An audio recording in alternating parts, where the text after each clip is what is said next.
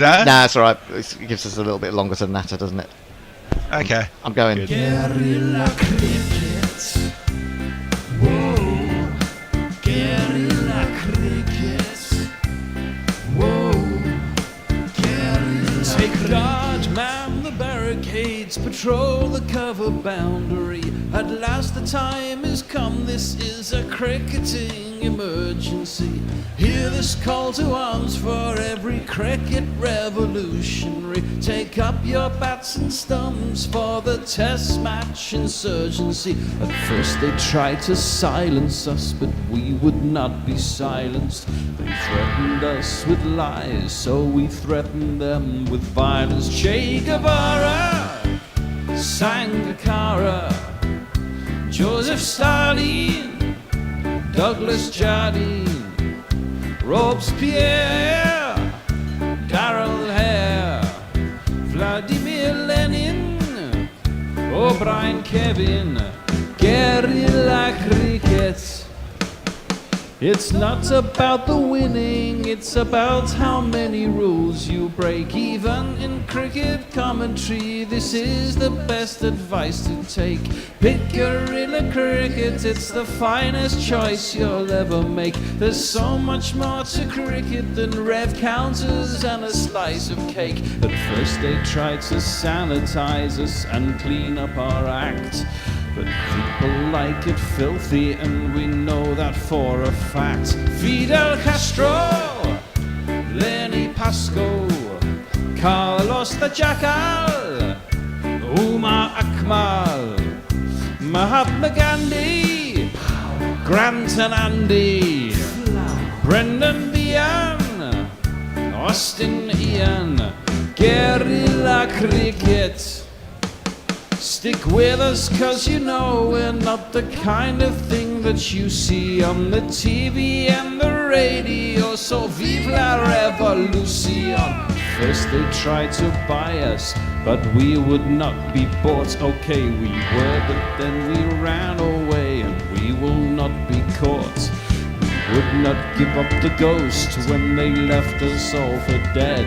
They decapitated us, but we just grew another head. Chairman Mao, Jamie Howe, Ho Chi Minh, Asif Din, Václav Havel, Graham Saville, No Surrender, Percy Fender, Che Guevara, Sangakkara, Joseph Stalin, Douglas Jardine, Robespierre, Darrell Hare, Vladimir Lenin, O'Brien Kevin, guerrilla cricket. Well, all World Test Championship finals should go to a final day, and preferably to a final session, and this one may not disappoint in that regard. Yes, Australia hold the whip hand, but Virat Kohli, for one, stands in their way.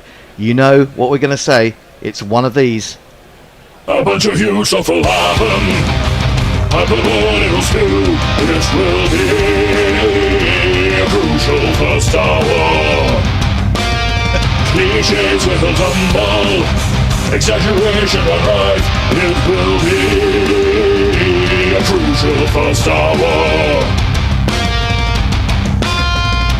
It will be a crucial first hour. Yeah, well, there you go. It's a slightly different Crucial First Hour jingle than you may be used to. And it took me by surprise. I obviously pressed the wrong button. But there you go. It was a good one. Nonetheless, good morning, good afternoon, good dawn, good dusk, wherever you are in the world. Welcome to Guerrilla Cricket, the final day of the World Test Championship final. Beautiful sunny day. There's a 40% chance of rain at some point during the day, which could still have us say, but it's 280 to win. And with me this morning, I have men from either side of this particular contest. I have in Singapore Nindo Dutta, and he thinks it's going to be it's all or nothing. It's a binary morning, and it's going to be over by lunch, or it's going to go to the very last over. Is that right? Can't hear you. Maybe you must be muted. Nindo, I can't hear a word. I said that's. I'm sorry. That's better. I said that's absolutely true. If the two of them are still there at lunchtime, India's winning this, and that is a very unlikely event. The more likely event is that I will not have to come over for the commentary either after tea or for the overspill. Well, we hope that you do. We hope to have you back late on, because that means it's gone right down to the wire. Messi Jez is with me in the Western Australian cave of weather reports, and well, the weather is casting a shadow over this, although not at the moment because it's beautiful out there. What says the cave dweller about storms in the London area? I can tell you it's sprinkling a bit in Brighton, but the weather is actually moving to the northwest slightly. So as things stand, there are no rain clouds heading towards London. But that's not to say that thunder may not appear in the mid-afternoon. Thunder and lightning, very, very frightening. To a certain extent, I agree with Anindo. If these two are there by lunchtime, then I think we're in for a really amazing test match. But that doesn't guarantee India winning. And what's great, what's great about it is that I can relax while you two have squeaky bums, because because I don't really care who wins. Although I just want to see it be close and exciting and fun for everyone. Come on, you want India to win so that Australia goes into the Ashes with the tails between their legs. Yes, you're probably right. If I have just a sort of siding with anyone, it's probably going to be India, just because it's so unlikely. Because we look at the best scores chased down at the Oval in Test cricket, and you're looking at nearly 200 more runs than have ever been achieved. 263 for 9, England v Australia in 1902. 1902. That said, India did get past 400 against England in 1979. Gavaskar, remember that fabulous innings. Didn't manage to get India over the line, but I still remember. That's one of my great memories, watching that innings and wondering if there would ever be a better batsman than Sunil Gavaskar. And I think there have been one or two, possibly. But yes, opening batsman, I'm not sure. Yeah, I mean, especially in one-day cricket, especially in the 60-over form of the game, I thought he was absolutely magnificent. He was a specialist. He was an absolute specialist, wasn't he? He was really, really, really good. Now, Messi, I mean, we are on early, so we have a chance to see if anyone's joined us already. Well, Mog has done that wonderful thing of combining both sophistication and abuse in the same tweet. Oh, he just says, denouement, motherfuckers. Oh yeah, that's right. I like that. Some people. Leah says, hello everyone, here's hoping for some storms because I have social obligations later, and doing a summary purely from highlights and from scorecard. It's not all about you, Leah, and the other thing is, of course, that you can always catch up with Messi Jez's end of play roundup, which rather than having to look through scorecards, listen to Messi Jez. He is the font of all wisdom. So Mog has joined us, Leah has joined us. Anyone else with us? Yeah, Matthew Cullen says, good morning, Gorillas. I love the Crucial First Hour jingle, especially when it's saved for big moments. And Leah says, what a nice Sabaton-style Crucial First Hour jingle. Has to be my Mog, which is his. And Mog says, maybe the only band to love war as much as Bolt Thrower did. So actually, we're up to date on tweets, which is probably a first at the start of play. I'm impressed with this. Yeah, you're very good. You can add Rohit's to that, which he sent me. Yes, of course. Right. Bear's not on today, but Rohit Singh sent something to Anindo, say maybe you can pass on a few notes to Bear on how not to look like he just got out of bed. I think there's absolutely no chance of Bear taking any notice of that, but we live in hope. Well, the Bear was very grumpy this morning. He'd been driving and we were ringing him up to make him do remote things, and that makes his head very sore indeed.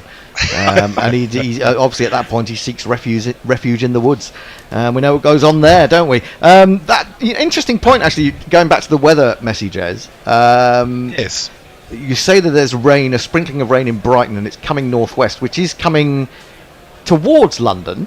Well, it'll miss London on its current trajectory. Well, I noticed that the wind is only going to be 4 kilometres per hour, which is a very light breeze, and certainly no trees are stirring outside. But will that change? Will that change, and will it blow in suddenly? I mean, could Well, the clouds are moving it faster than that, because the breeze down low isn't as fast as it is up top. But as I say, there's nothing at the moment threatening London until you get into France itself. Around Rouen, there's some rain that may eventually get to London, but it's a fair way off. Bloody French trying to spoil our Test cricket. I don't know. What else will they do? Anyway, the players are out there. We have a couple of batsmen, a couple of fantastic batsmen, one of whom is this man. The Indian says signals that they'll knock us on her arse. The pitches are prepared without a sign of grass. The score is mounting quickly and they've got a talking lead. We don't mind the challenge, it's the beating we don't need. He lets loose all his shots when the bowlers are fatigued. And we wait to find the match instead, and our doom is for rat. And Davey Warner rides around and says, Colley's the cat, Colley's the cat. Colley's the cat. He's the cat, and as we arrived at Gorilla Towers, there was a bit of a cat row going on the path up to the house. There was a black and white cat being chased by a completely white cat who was obviously wearing his Test cricket colours to make us all very happy indeed. The other batsman is this man.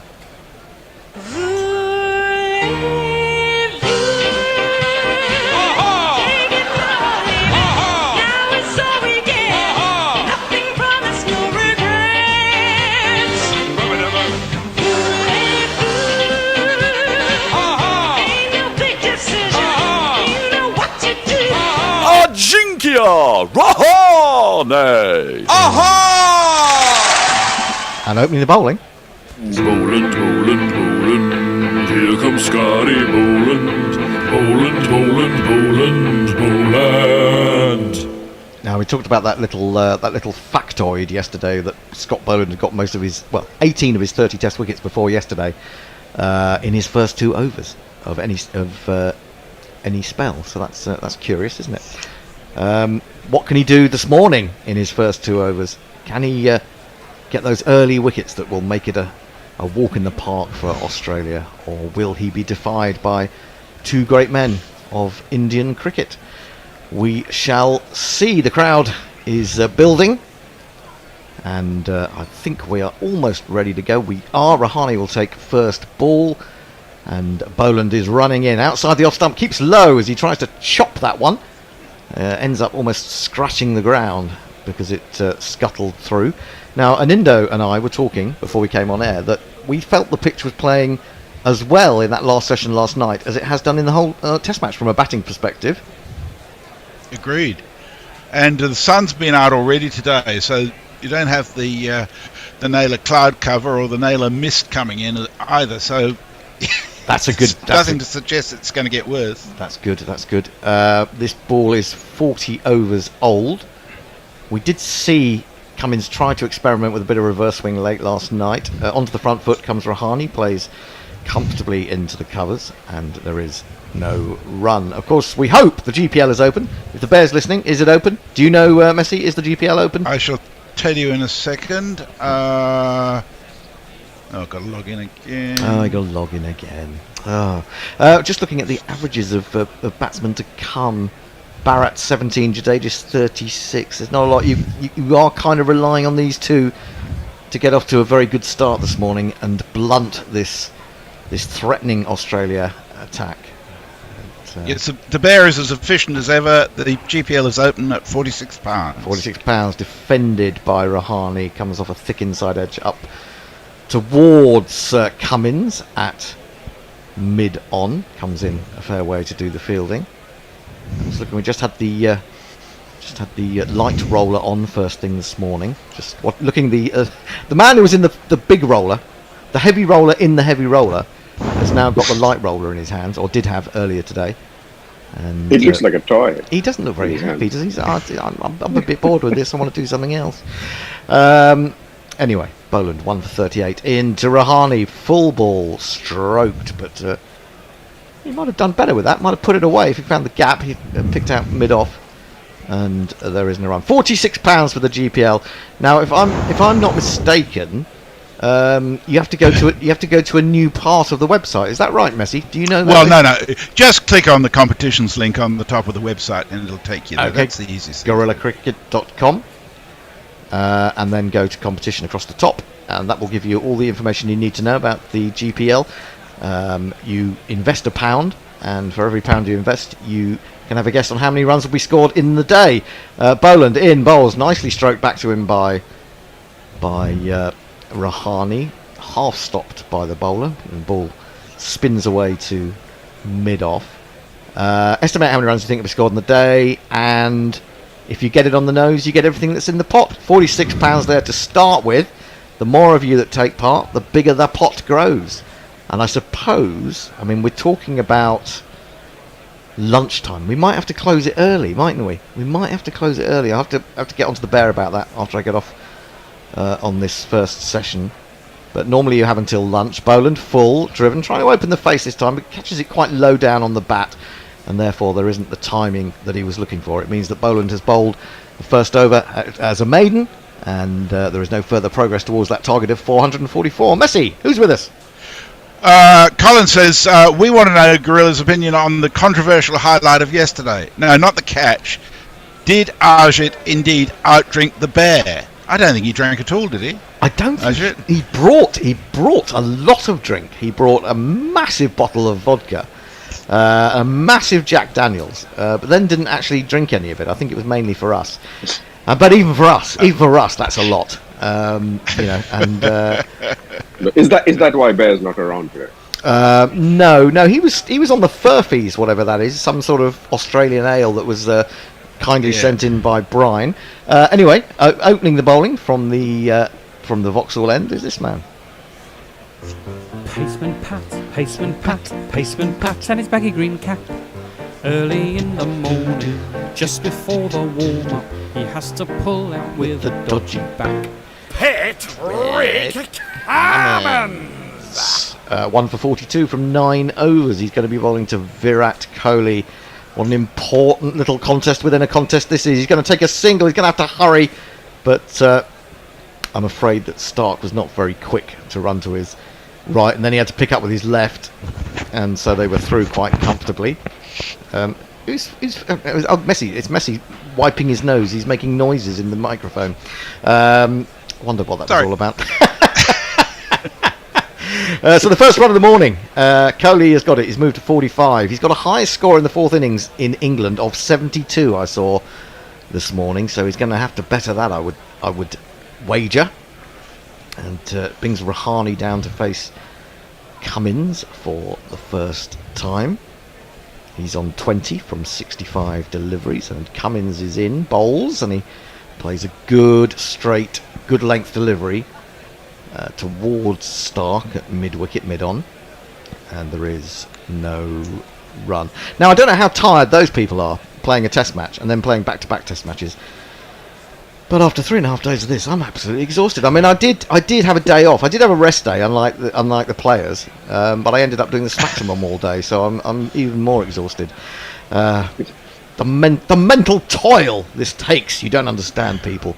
Cummins in once more to Rahani. Rahani opens the face and plays that beautifully away, down through third man, but there is a third man, unusually, for the start of the day, because it's annoying when runs come down there. He's going to get back for the second. Nathan Lyon has done the fielding. The win predictor is still Australia 89%, India 8%. It's been on Australia's side basically since about 20 past or 20 to 11 on the first morning, when, with the score at about 22 for 1, it said Australia were 56% favourites. Yeah, well, yes, I suppose they yeah, but at 22 for 1 in the first innings, after being put into bat, I don't know. Yeah, it's stupid. It's probably run by all the the frustrated Aussies who couldn't get tickets. That's what it is. Defended on the front foot by Rahani. Good length delivery from Cummins. And there is no run. I think there may be another record in the offing. Oh, yes. If we get through today without rain, we'll have had 2 test matches, the first 2 test matches of summer in England with no rain whatsoever. I can't recall the last time that's happened. Well, you know it's all coming on Friday, isn't it? It's going to pile in It's saving itself up for the first day of the Ashes, probably. But it's great. It's great to see a Test match uninterrupted, isn't it? I mean, can you imagine how few overs there would have been bowled if it had been interrupted? This one is jabbed into the ribs of Rahane. He's looking at Kohli and saying, as the ball drops into the onside, perhaps we could have a single there, but Kohli's not interested.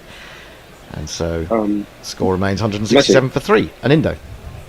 No, I'm just sort of asking Messi whether that record would still be valid even if it doesn't rain, because isn't this the second Test match of the summer?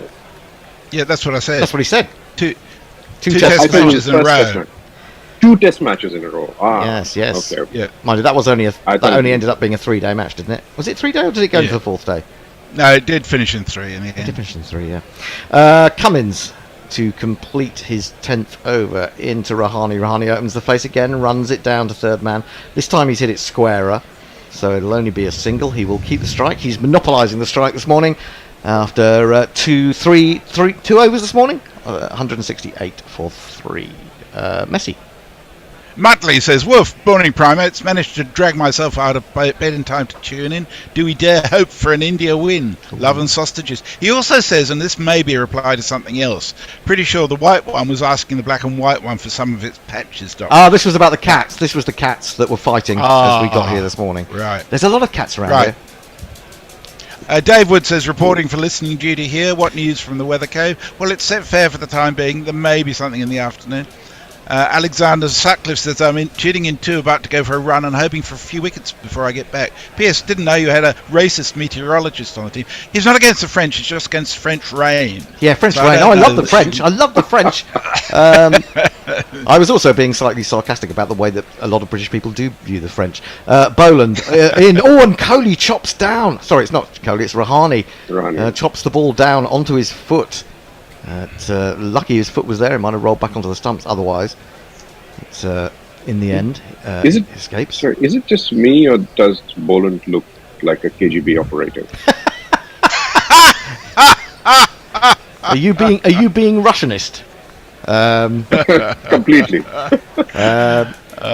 Well, I think the description as an Easter Island statue was probably the that most was quite good. one. Yeah, that was quite a good one, wasn't it? Yes, he's got a bit of a crew cut on him, hasn't he, Scotty Boland? No, and he's got this strike face which doesn't change. Into Rahane. Rahane runs this off an outside edge from the front foot. Nicely played. Third man is in position also for Boland. They'll take a single. 169 for 3. A cagey start again. We had a cagey start yesterday morning, didn't we? We thought that Australia might come out and be very attacking, but they were quite cautious in making sure that they got to a lead of 443. And we're looking at that wicket of Kohli in the first innings when he was fending the ball from way in front of his face, really, that Mitchell Starc had bowled. Probably the only really good ball that Mitchell Starc bowled in the whole innings. Boland, 2 slips in the gully, in, bowls to Kohli. I'm really having a bad morning. Defended out on the offside, and there is no run. And what we're seeing is Kohli's batting. Yeah, go ahead. Yeah, no, you go ahead. You tell us. No. In the first innings, probably because of the way that the ball rose and Kohli got out, he's now batting at least 2 inches behind that with his back foot on the crease. Normally he's been batting way outside the crease in England for the last 2 seasons, I think. Yeah, maybe a suggestion that he's a little bit worried by Mitchell Starc's pace and ability to get the ball up, although it's not Mitchell Starc at the moment. It's Kohli looking for his first run of the morning. He plays this defensively square to Usman Khawaja on the offside, and again there is no run. I think maybe he's trying to move back enough so that when that odd ball bounces from that point, he's got sufficient time to react to it.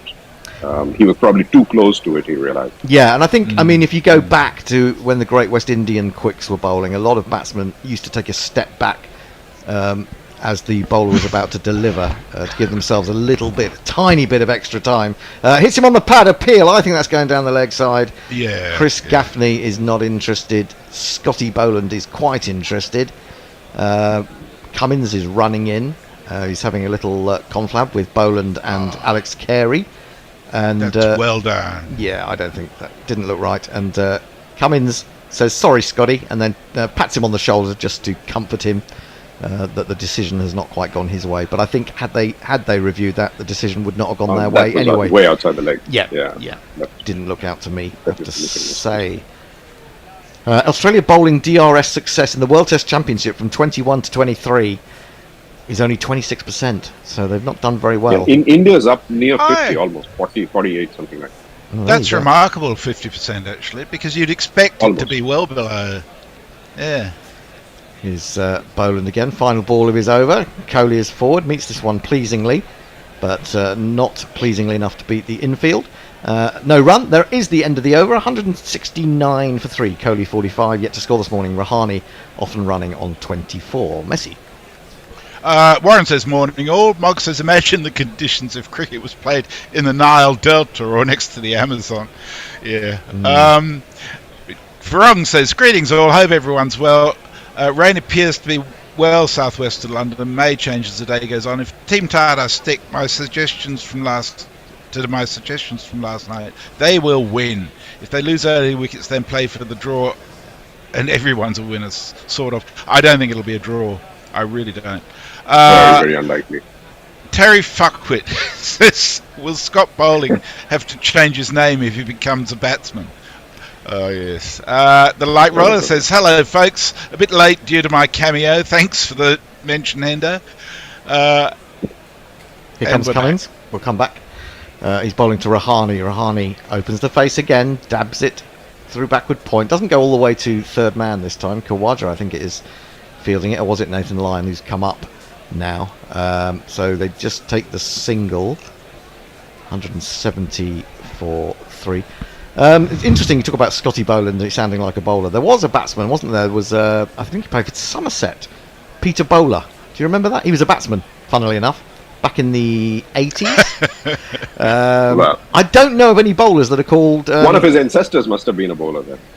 Could well have been. That's That's probably how right. he That's got the right. name. Where he got the name from. Cummins in to Kohli. Kohli onto his back foot, defends straight back up the pitch to the bowler, and there is no run. If anyone knows of a bowler called Mr. Batsman, then I'd like to know about it. Oh, you wouldn't want to be called batter, would you? Because if you were playing in the same team as Phil Sawyer, hang on. There's any number of Batties, aren't there? I mean, there's Gareth Batty, and there's John true. Batty, or both played for Surrey. There's probably there must be a few more Batties around. And of course, there was Jeff Puller as well. Jeff Puller. Back in my day, played for Northamptonshire, I think. Oh, there must have been a driver. Cummins in bowls, and Kohli's going to get his first run in the morning as he plays that backward square on the offside down to third man. That's where Khawaja is. And David Hooks too. David Hooks. Yeah, David Hooks. Oh, this is getting interesting, isn't it? Have we got anyone called Robert Vatican Slice? I don't think we have. Robbie Vatican Slice, that's what we should have. Half Italian, half Scottish. But that would be funny. I mean, what other shots are there? Cut. Have we got one called Mr. Cut? Mrs. Cut? Miss Cut? Ms. Cut? I don't know. There must be a cut out there somewhere. Short ball, but it doesn't really get up. Rahane takes evasive action, but it rather spears down the leg side and is quite unthreatening. Taken by Carey. I have a feeling there was a honeycomb at some stage, wasn't there? There was a Gordon Honeycomb who used to read the news on ITV in England in the 70s. Gordon Honeycomb. There was a Richard Driver in the 19th century. He was an Aussie cricket administrator. He wasn't a cricket administrator. Surely, if he's, I'm sure he must have been a cricketer before he became a cricket administrator. They nearly always were. So maybe he had a few games. Cummins to Rahane, 2 slips and a finish gully. He's in outside the off stump. Thought for a moment that Rahane was going to throw the bat at that a little bit, but he decides against it, lets it go through, aware of how important it is that he and Kohli stay together for as long as they possibly can. Hendo, yes, you are right. Richard right. Driver played in the first ever first-class match for New South Wales against Victoria in 1856. There you go. There you go. What a memory, eh? Yeah, well, you know, I Absolutely, I do- love Wikipedia. I was going to say I was trying to make out that that I'd remembered it from 1855. Cummins goes wide on the crease a little bit. Bowls a short one. He pulled out of that, but I think it's hit the bat in periscope position and gone away for 4 runs. So that's the first boundary of the morning, I think, but not entirely in control of that, I'm afraid. Rahani. And if you kids can't listen, then you bound to see the way you get shot for crossing a boundary. Let's have a look at that. Yes, he was taking evasive action. He left the bat hanging out there, and it hit the bat and went very fine indeed. Could have gone anywhere, I suppose. Yeah, that's a real morale booster for Cummins, you have to say, although he will be disappointed that the 4 came from it. 175 for 3, Kohli 46, Rahani 29, messages. Rohit Singh says, I will begin rain dance ceremonies if, or more likely when, Kohli is dismissed. Till then, it's bright sunshine and excellent batting conditions. I don't think rain will affect it, because if they need it, they'll take extra time tomorrow. I think it'll help Australia more than India. Warren says, silver lining to climate change, uninterrupted cricket. Well, yeah.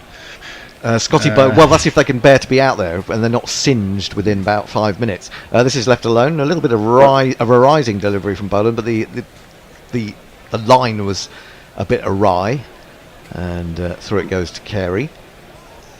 Well, the biggest positive from climate change is less grumpy Englishmen.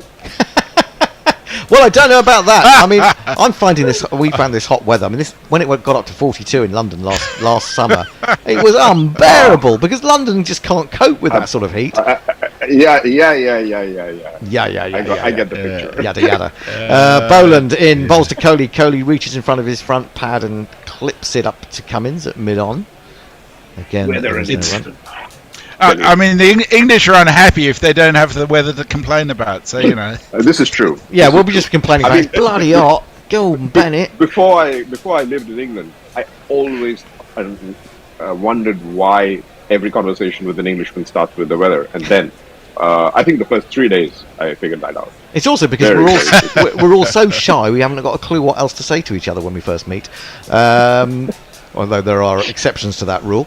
Boland in, bowls, lovely drive by Kohli, just leaning on this one, but finds the man at extra cover, and there is no run. Yes, so it's the kind of thing you used to go to parties and the two Ronnies used to do all these sketches where people would be meeting at parties and they'd all be a little bit nervous and didn't really know what to say to each other, so they'd either talk about the weather or what car they were driving. That sort of stayed with me a little bit. Cameron Green's only bowled 2 overs in this innings, interestingly enough. I'm not going to see anything of him today. He spent the rest of the time taking grass catches. Oh, there's a bitter man in Singapore. Outside the off stump, a little bit of swing from Boland, and through it goes to Carey. It's left alone by Kohli. 269 more required by India to pull off what would be a most spectacular success, really, when you look at previous scores in the 4th innings at the Oval. Kohli 46, just a boundary away from yet another Test 50. Rahani's on 29, and they're slapping on as if to point out how sunny it is in England. They're slapping on the sun cream in the audience. This is going to bring Kohli a single as he leans into a ball, plays it square down to...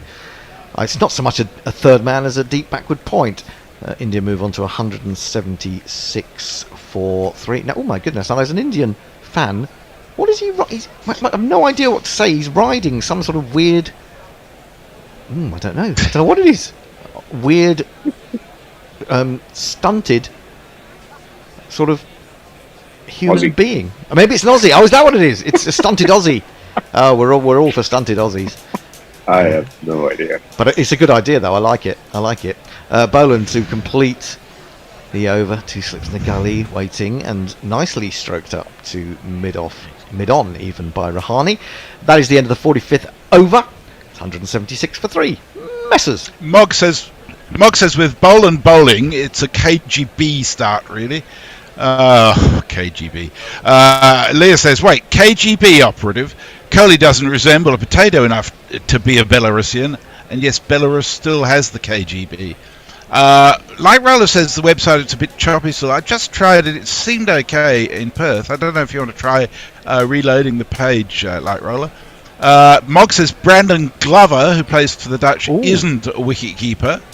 Terry Fuckwit points out there's an AFL player called Derek Kickett. In fact, it's a whole family of Kicketts playing who played football in the AFL.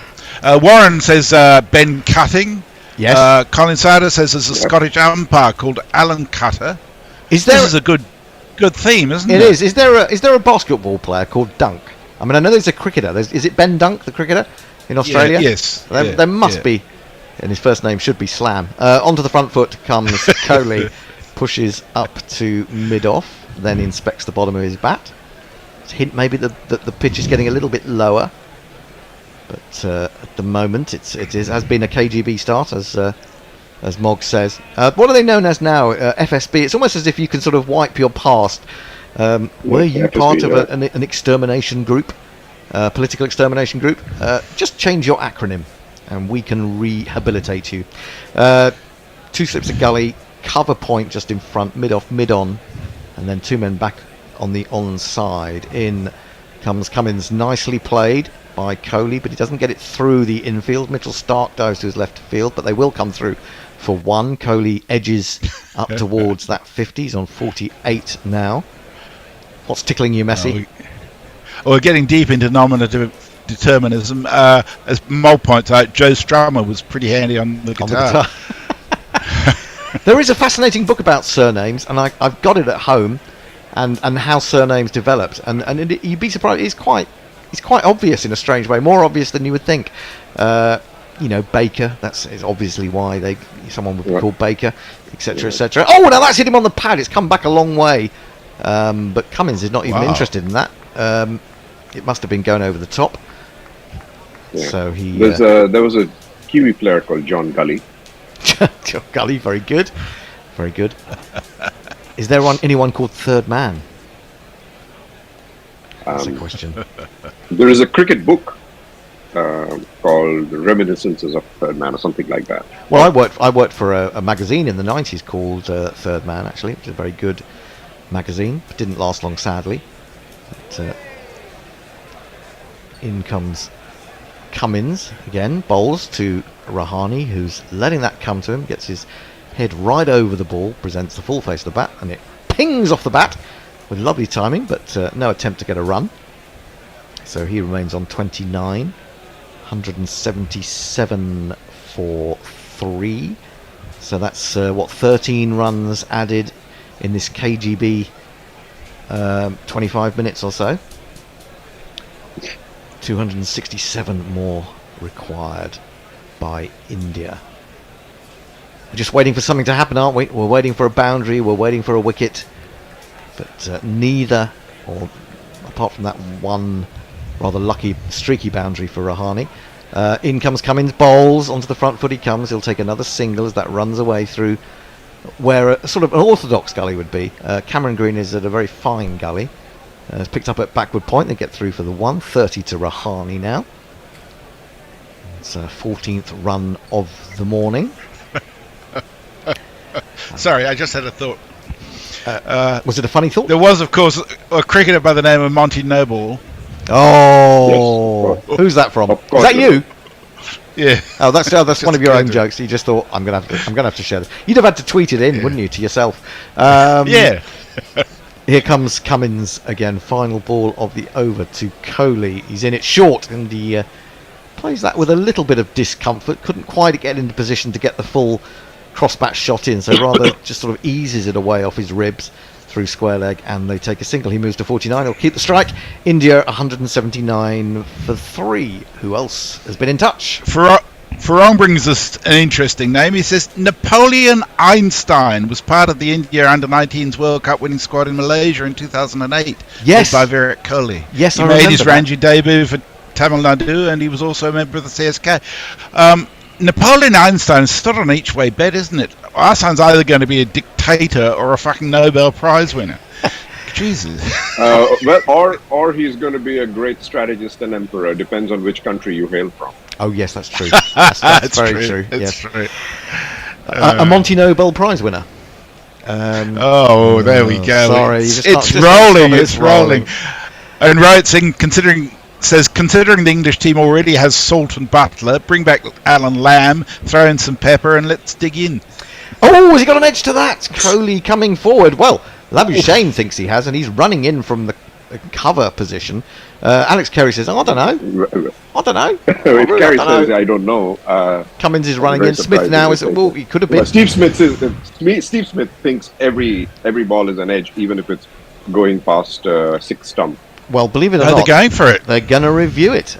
Surely it's... Labuschagne's the broad of DRS, I reckon, for Australia. It's a bowler's review. That was definitely out. Was that definitely out? Kohli's No. all smiles at that DRS, but let's see. That's, yeah. Is it a bluff? Is it a double bluff? Is it a triple bluff? Clicky handle. Is it a clicky handle? Was it very far from the bat? Was it? It's miles from it. Was it? Well, miles. you say that, but you know, maybe the lower thumb was close to it. Let's have a look. Original. Nope. Ooh, no, not out. Nope. And the review I think down the maybe path. I exaggerated with miles, but yeah. Well, that was. No, you could see the gap. I mean, in the slow mo, you Yeah. could see the gap clearly. Well, that was Labuschagne. That was Labuschagne's fault, really. He was the one who was most interested in that. I think that takes Australia down to 1 review. I'm not 100% sure, but I'm presuming that will come up on the screen fairly shortly. And well, now Labuschagne's looking a little bit sorry for himself. Everyone's going to be picking on me. Oh no, they've still got 2 remaining. The other one must have been a clipping, mustn't it? They both got 2 left. Boland in bowls to Cody, who leaves this one. He's got a lovely wrist position, hasn't he, for the leg cutter, Boland. He just looks as if he can give it that extra little bit of whip with the wrist. I mean, I can imagine him in overcast conditions at the Lords. He's just going to be fucking unplayable. Or at Headingley or something. Thanks for that vote of confidence for the English batting. From an Indo, who will be obviously watching that with I don't know, with a little smirk on his face. Some interest. Some interest. In comes Boland. He's edged it! And he's been caught! He's been caught! Would you believe it? By Steve Smith leaping to his right. I'm not sure whether he was making that look a little bit better than it was, but it's still the most crucial wicket, perhaps, of the day. Why did Kohli chase that? He's gone 1 run short of a 50, and I'm afraid to say that probably means that India are out of this game. So get on your bike and take a hike right out of here. Your history, no good for me. Your history, nah. No need to review that as regards to an edge. No need to review that as regards grasping the ball. Although Smith looked as if he might have been slightly asleep and suddenly found the reactions to take what in the end was a pretty stunning catch. He was totally off balance, but he managed to hang on to it. He's a brilliant slip fielder, is Steve Smith, and he may just have made the crucial intervention that turns this game back the Australian way, and it was always Australia's way. It was already. That's a Warner type dismissal. That he should never have been anywhere near it, should he? Well, Yeah, I suppose it's a little I mean, bit. He's getting a bit of confidence, wasn't he? But he hasn't really. He was on 44 when we started this morning, I think it was. He's not really added very much. We will have a change at the end of this. Over Tony is loitering. He'll be coming on with Al, I think. I'm not sure who else is on. I think Anindo's staying on. I'm on. I'm staying. 265 more runs to win, but only 6 wickets need to be taken. And to the crease comes this man. Rough introduction. Who's that spinning on the field? Who's that darting devious balls in my direction? Out of this A curious thing is that may come to pass in the Ashes, of course, is if Josh Hazlewood gets fit, do you bring him back in or do you stay with Scotty Boland? I mean, it's a really tough decision, that one, isn't it? I think you stay with Scotty Boland because it's the first time he's played in England, and he looks like he's up for it. He's going to come round the wicket to the left-handed Jadeja. 2 slips in the gully again, fine gully, and he's in to Jadeja. Leaves a ball of good length outside the off stump. Through it goes to the keeper. Pornbot says moaning on demand. Click here. Gorilla Cricket. Moaning. Oh dear. Well, we do have an outlet in Mooney Ponds now. Yeah. Well, Alexander Sutcliffe says it's either too much French rain or it's too hot. Make up your mind. Oh, everything that could happen that's bad is bound to happen. Tony was telling me about something about global warming this morning in the car, weren't you? Saying in 10 years' time, Britain will be the same temperature as the Mediterranean. Oh, he's edged it! He's gone! It's all over! Jadeja goes second ball. Scotty Boland is running through this Indian side. We're going to be back for lunch. And so don't worry about it. You might as well turn off your radios and go and have a bit more sleep. That is another wicket for Boland. 2 wickets in the over. Jadeja, a dangerous man, has gone, and Australia are romping, I say, romping to a World Test Championship final. Mace. Then he waddled away, waddle. He waddles away with a duck, and Scotty Boland now has 3 wickets, and that sort of emphasises the fact that that Josh Hazlewood may find it a little bit troublesome to get back into this side if he keeps firing. Unless Stark is rested. Oh yes, well there is that possibility, isn't there? Although he does give them that lovely left arm variation. Yeah. So poor Tony has to wait for another ball while we wait for another batsman to come in. All these stoppages, they're not going to be able to get through anything like the number of overs they should. And talking of moaning, I imagine that an Indo might be moaning a little bit at this point. He's not a moaner. He's a realist. Is he? Oh, a realist. Okay. Well, hang on. I'm a realist. I want to be a realist. So what do you think, Anindo? Is it all over? Can you go back to bed? Can we all go back to bed? Yep, we can. it's official. It's official. Well, it's going to have to be something special by KS Bharat, who will be coming to the wicket very shortly. But that is a massive blow. Kohli obviously is a massive blow. He will have to do something which he's never done in his life, which is 4 runs. Yes. Well, it's not sounding too good for India. Let me jingle him up. Let's at least give him a jingle before he gets out. Sure.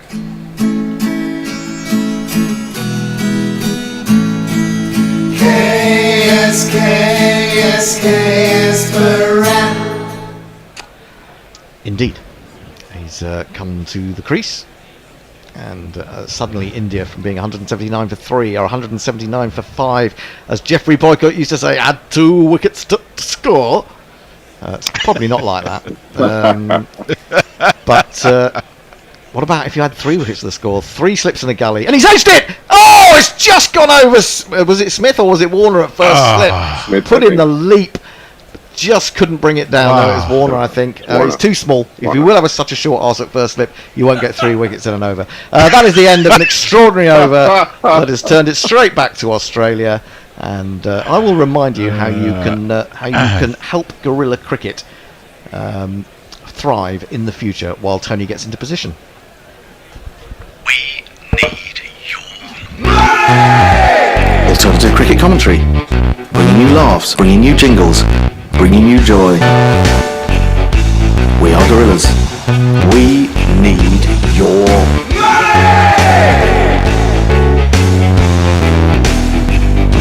patreon.com/gorilla cricket.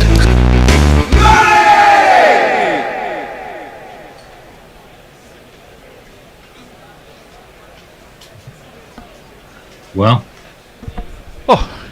Just that over puts a different complexion on things. Well, yes, doesn't it just? Cummins is going to continue his worked off his legs by Rahane, who's stood the other end watching the carnage unfold before him. He'll get a single. Or did he take a single? He should have taken a single there. No, he got leg by. It was a leg by in the end. Leg by. It does, however, bring KS Bharat on to strike, who got a 4 courtesy of that top edge that just cleared David Warner. Well, it was only just, well, it was a crucial first hour by about 15 seconds, I think, because the first of those 2 wickets fell in 15 seconds from the end of that first hour. But how crucial it was. Kohli for 49. Great diving catch from Stephen Smith at second slip. Cummins is going to be in to Bharat, who defends him into the offside. There's no run. Then, of course, Jadeja caught behind off a rising ball from Boland. If I would know that England aren't... hang on, Andy Warhol's back at the door again. Hold on one moment. It's only a crucial first half hour. Oh, it was a crucial first half hour, apparently. Not first hour. You said first hour. I did. It's the first half hour. Oh, of course it is. Crucial first half hour. Oh, yeah, in that case, I've completely lost the plot. No wonder Al was looking in at me again. What is he talking about? Sorry, Tony, were you talking? Sorry. Yes. I'm talking utter dribble, to be honest. It was a crucial first half hour. For some reason, yes, I thought we'd been playing an hour. Well, crucial first hour, it absolutely has been. This one is defended by Bharat. Dribbles its way very slowly towards short mid-wicket. And there is no run. That's the voice of Al, who I'm delighted is back with us after what seems like forever. I've only missed the Test match. I missed England-Ireland. That's well, yes, but there wasn't much before England-Ireland. So if you recall, there was a long old gap. That was the point. There was a period of nobody really doing anything. Well, this is true, and also in the background, of course. Al, you were missed. Just be happy about it. You were, yeah. Come on, 4 slips in fact. Oh, Cummings, hang on, hold on. Have we got that jingle? Is it selected in play? He's pulled out of his run up. Can I find it? It's selected in play 2. Lost his run up. Here it is. Coming into bowl, coming into bowl, coming into bowl, coming into bowl, coming. He's lost his run, he's lost his run, he's lost his run, he's lost his fucking run. Cummins is in this time, and he's driven away towards extra cover. There is no run. I've been waiting to play that jingle. Some of these jingles are getting a bit niche, aren't they? Well, lost his run up. Indeed, I think so. Nindo, how are you feeling? You strike me as a very level-headed chap. You take the rough with the smooth. It's got a little bit more rough, hasn't it, for India? Yeah, they've just played so badly they don't deserve to win. I mean, it's as simple as that. Well, let me tell you, don't Cricket's a simple game. You play well, you usually win. Sometimes not. You are absolutely when you play badly, you certainly lose, which is what India's done. Okay. Oh my that's lord! cracked him on the helmet. I don't know if we're still going out. I've got a thing here saying Wirecast. Your session has expired. Please log on to continue where you left off. I have no idea what that is. Let me just. There's gonna be a small break anyway, Tony, as Bharat has taken one on the helmet from Cummins. Okay, again, not for the first time. Can I leave you two to chat amongst yourselves during that break, and I'll try and figure out what's going on here. Of course. Anindo, does this match afford a level of significance and importance by which there might be some sort of outcry and inquest about is it or is it just we qualified for a final because we're obviously the best team, we didn't win the final, carry on? Well, I think it's not just a matter of this match. I think there's been some talk, as there always is, in media and social media, on the quality of coaching and captaincy. Let's put it this way, and the decisions taken over the past several months since Rahul Dravid took over. Fair or unfair, but the talk's out there. So I think this just adds. There's this unhealthy obsession, I think, of Indian fans with winning an ICC trophy, and especially with the younger fans, I think they forget the distinction between the different kinds of ICC trophies. So the fact that a World Test Championship is conducted by the ICC does not equate it to the T20 World Cup, right? So I think there's this whole idea of clubbing things together and saying that since 2013, India's not won a an ICC tournament, which is true. So I think that there's going to be some soul searching on that, but there isn't much time because India's hosting the next World Cup in a few months. So I think the focus is very quickly going to shift to that. If they win that, everybody's a hero. If they don't, which is probably the most likely outcome, because India, I don't think, is the best one-day team out there at the moment. In that case, I think there's going to be some heads rolling Cummins resumes across the team. To KS Bharat, and it's nudged into the offside. There is no run. It's 184 for 5 after an explosive double wicket over from Scott Boland. But crucially for India, Ajinkya Rahane is still there. Al, who's with us on social? Let's get Restore some order for us. Leah, on the point of nominative determinism, easy for me to say, there was a NASCAR race driver who was nicknamed Fireball from his baseball days. Want to guess how he died? The light roller,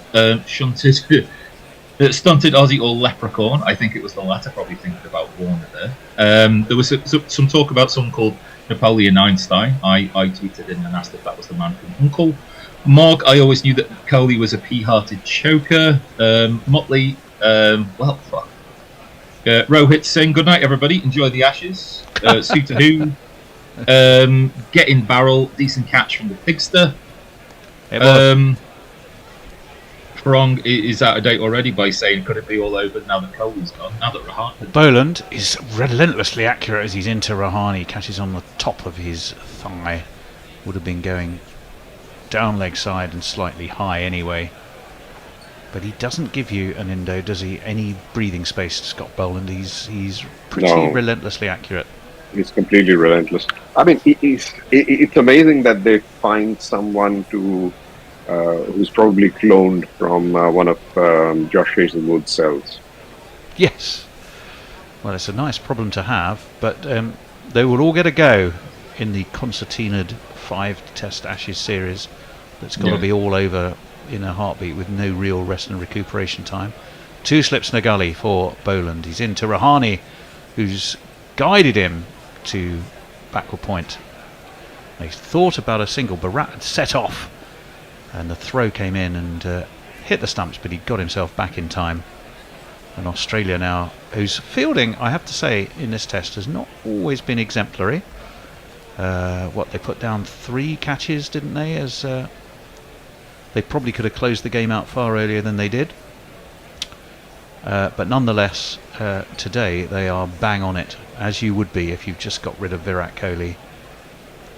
And then the dangerous Jadeja, all in the same over, within the first half hour of the morning's play. Extraordinary stuff.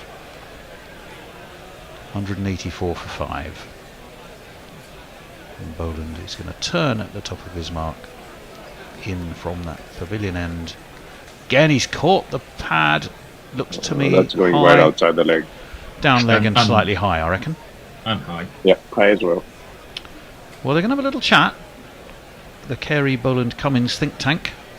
How many cricketers do you need to have a forum in the team these days? Oh, well, is it they're just taking that because they have one, and Rahane is probably the player they need to get out. Yeah, I think that's what they're doing. I think they're and going to lose that. hoping it clips the stump so it's umpire's call. Well, I think that's a big hope, because to me that...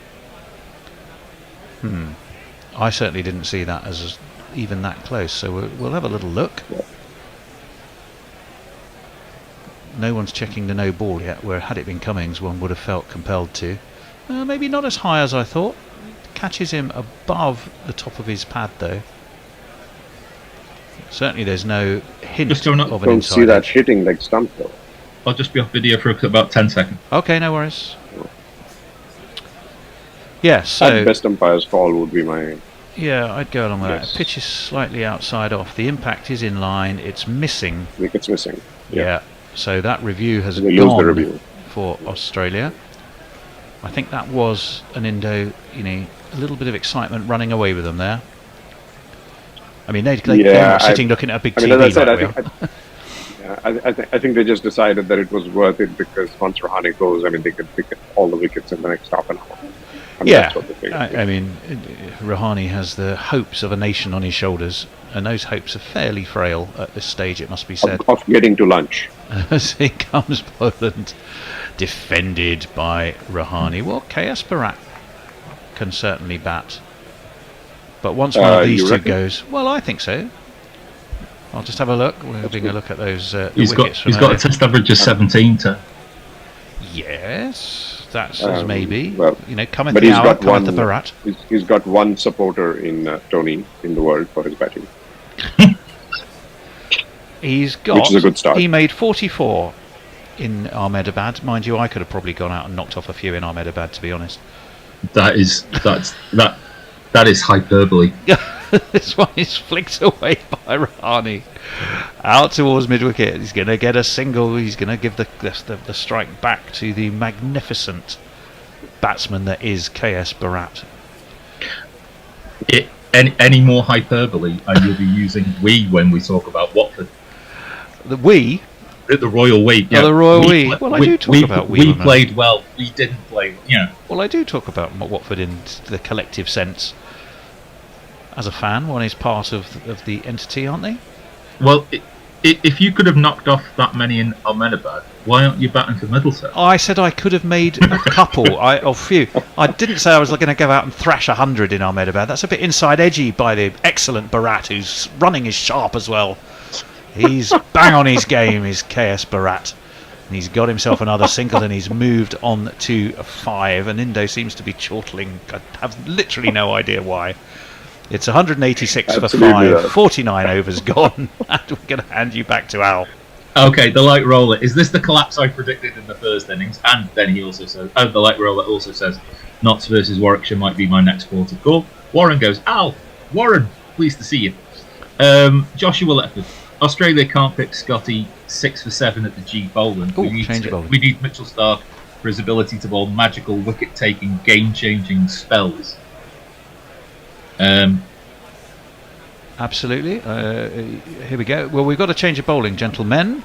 Nope. And here is the man who has the extra height and can certainly get plenty of bounce too. It's this fellow. We are the Cameron Green Appreciation Society. God save Mitchell Marsh's brand of all-round variety. We are the Cameron Green Preservation Society. His injuries cause all of us excessive anxiety. He's in. And Barat has plenty of time to just duck underneath that. Has a very high release point, does Cameron Green. He's a very tall guy, isn't he? Well, he is. Yes, he is. He is indeed. There was that. I think it was on the first day, maybe the second. There's that very interesting graphic of the release points for both attacks, sort of side by side. And if you can imagine a kind of a Manhattan chart, on the left was all the Australian bowlers, and then you just worked your way down through the through the Indian bowlers. So Boland, Green, Cummins, Stark all had higher release points than the Indian attack, as this one's defended by the stout KS Barat. He averages about 40 in the Ranji Trophy. Got a highest score of 89 versus Hyderabad at Visagaram and Indo. Just saying. Honestly, it doesn't mean much. Is that what you think? You don't put much store in the Ranji Trophy stats then? No, I don't. It's not that I don't put much store in Ranji Trophy, but some of the Ranji Trophy matches, it depends on which zone you're playing in, who you're playing against, etc. Yeah, okay, fair enough. Well, this was against. Interesting enough, it was against Hyderabad. So not only in the IPL does it seem that just about everyone has their highest scores against the Sunrisers, even when you look at a Ranji Trophy stat, you've got somebody's highest scores against Hyderabad as well. Just coincidence, I would imagine. Hyderabad purely coincidence. Amazing players. Yeah, I think it's good. Yes, I know. 186 for 5.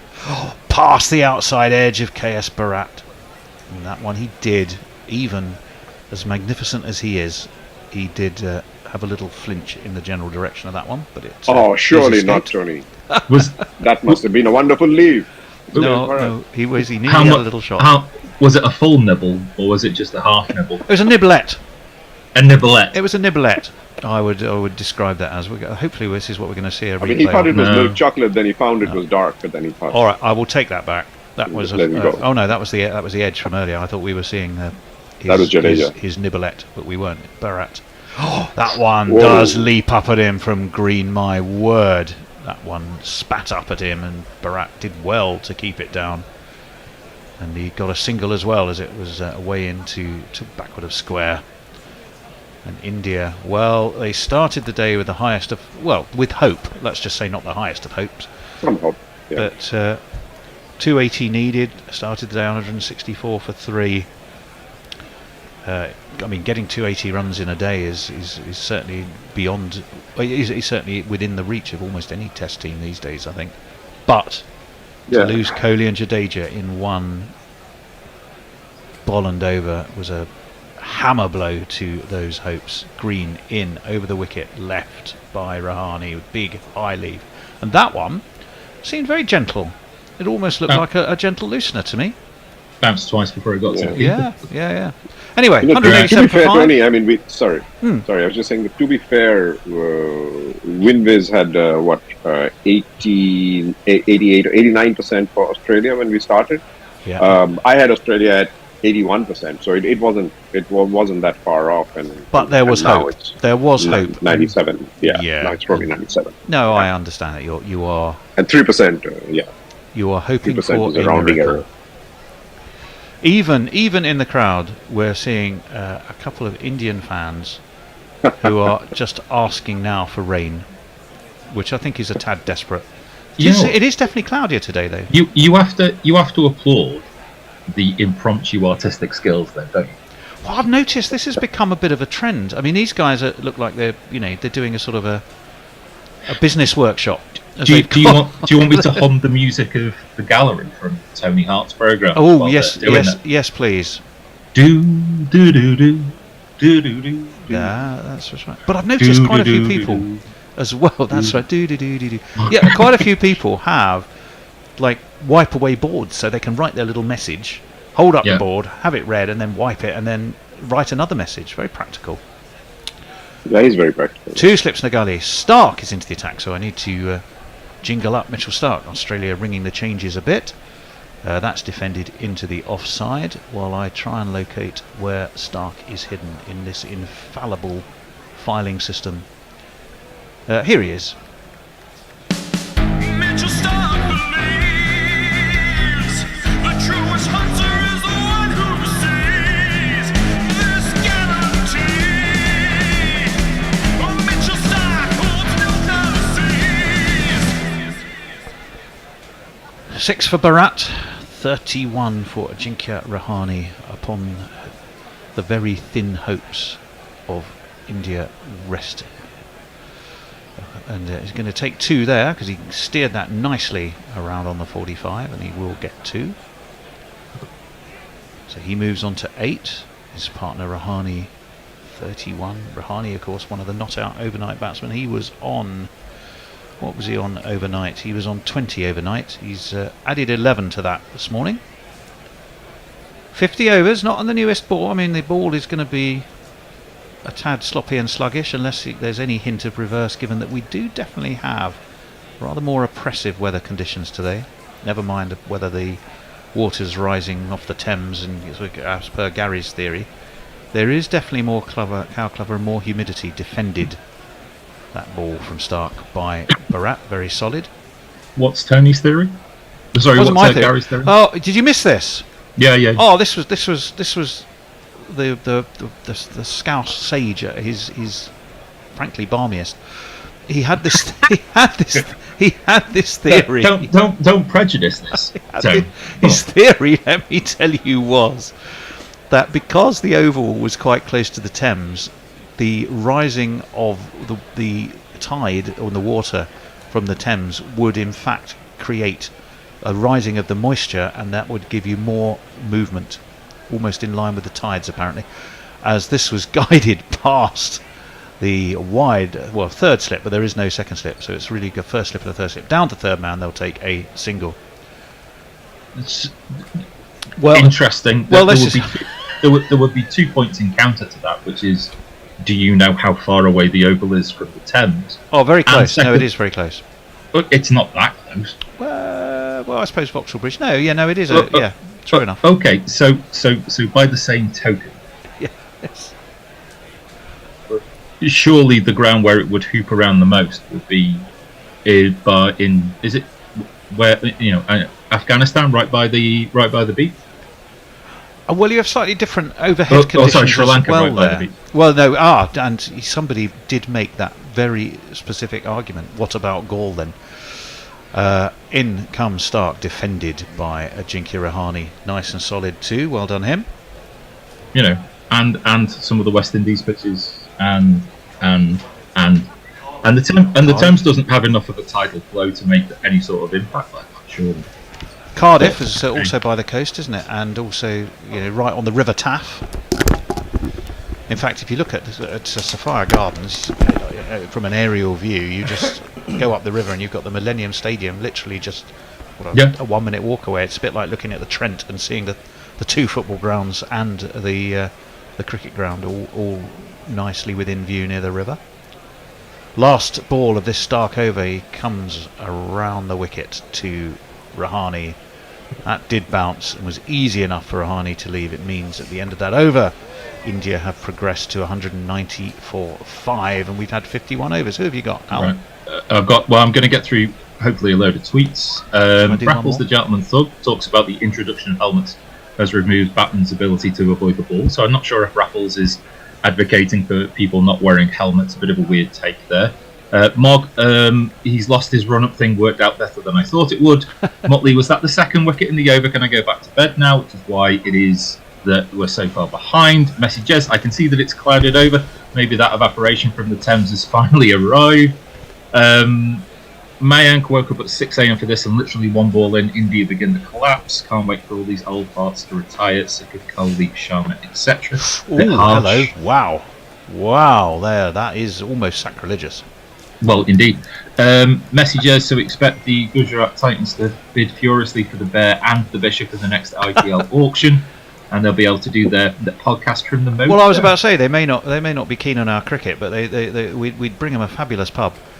As that one beats the outside edge of Bharat, and I've got to be honest, as a fan of him as I may be, once more he did rather have a little nibble. That was beyond a nibble. We'll have a look. Pitches, bounces. He drew the bat away, but he retrospectively drew the bat away after the ball had gone and was practically in Carey's gloves. Yeah, but even I'm not going to try. He's not been told when to do it. Well, he had the right idea, just at the wrong time. This one's played off his legs by KS out towards mid-on. No run. 5 wickets is all Australia need to place that mace onto the... Well, actually, a mace, you can't really... I suppose you lay it sideways, don't you? You could hold. You might have to enlarge your trophy cabinet, though. Your average trophy cabinet is designed for cups, so it has a certain shape, right? But if you've got this bloody great mace, then presumably you're going to have a wider, rather, trophy cabinet, because you're going to lay a mace down, aren't you? You're not going to stand it up in a... Hashtag first world problems. Well, yes, defended by Bharat. Once again, exactly the same as the last ball, in fact. Pushed out towards mid-on, and once again, there is no run. He seems surprised every time that there's a fielder there. I did the stadium tour years ago. I did the stadium tour of the Santiago Bernabeu Stadium. Oh, yes. And there's a trophy that Real Madrid won, which is solid silver, and it's a castle which is 5 foot wide and 8 foot tall. Wow. And you look at it and you just go... Green is in. Worked off his legs by Bharat. Travis Head is under the helmet. Dark glasses, droopy moustache, bristly beard. And he was able to dive to his right, but wasn't able to grab anything. And I think it was on the bounce anyway. In fact, it may well have come off Bharat's pad. It certainly did. Travis Head did get a hand to it, but it wasn't any bat involved. And Head came crashing down without the ball in his hand. And we move on. 444, remember, was the target. India 190 for 5. 190 for 3 would have looked Tony, a different game. I just want to make you aware of the tweet by C2E. Hold on 1 second. As in comes Green, that's sweetly driven away past point by KS Barat. Oh, what a shot that was! It was nothing short of gorgeous. And one This of is these.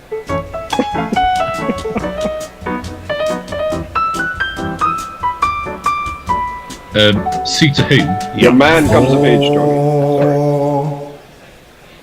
Glorious shot. That's actually sort of backward a point, wasn't it? It just angled the bat, guided it. So between gully and point, and away it went. You were saying, Al? Yeah, Suitor who? I see we've reached the Tony harassment half hour. Surprised we don't have a jingle for that. Who's harassing who? Am I harassing someone, or am I being harassed? Either or. Results are still coming in, Tony, to be honest. KS harassed. As in comes Green. And Barat again on the drive, but fielded, or slightly misfielded this time, by Paceman Pat. They'll get another single. He's got the flavour, Barat, and you know what he's gone and done? He's gone and taken the strike as well to keep Rahani quiet at the other end. It's 195 for 5. Al can read some messages. We're going to have a little shuffle-aroo. Right, okay. Yep. See you after lunch if you're still here. Maybe see you later, Fernando. Jez, thank God you're here. You're the next tweet. 9 minutes old. Thank you. A crazy stat. Percentage of test victims making ducks by Australian quits, minimum 25 wickets, and right at the top of that list, beating Lindwall, Fleming, Gilmore, Hilton House, Gregory, Turner, Archer, McGrath, and Gillespie is Scott Bond. So, but the amazing thing, 30% of his victims have had a duck, whereas the next highest is 21.5%. That's an extraordinary thing. It really is. It won't last. 30% of Boland's wickets have been... Victims have been out for a duck. Which kind of suggests he's very difficult to... Well, it kind of goes along with that stat about him getting wickets in the first 2 overs of a spell, doesn't it? Let me just whiz through a couple more of these and get ourselves up to date. Leah, the person that made the goal point, would have been me. Leah, really sensible point about Tony's theory. Mark says you might be given that dumbass theory by Gary's far too sensible response. And Indo, why is it sad that this is the end of the golden generation of Indian cricketers? Everything ends badly, or else it wouldn't end. Mark, Tony would be a specialist bat against Hyderabad. Wrong. I did postulate that the swingativity theory hasn't taken salt water into consideration.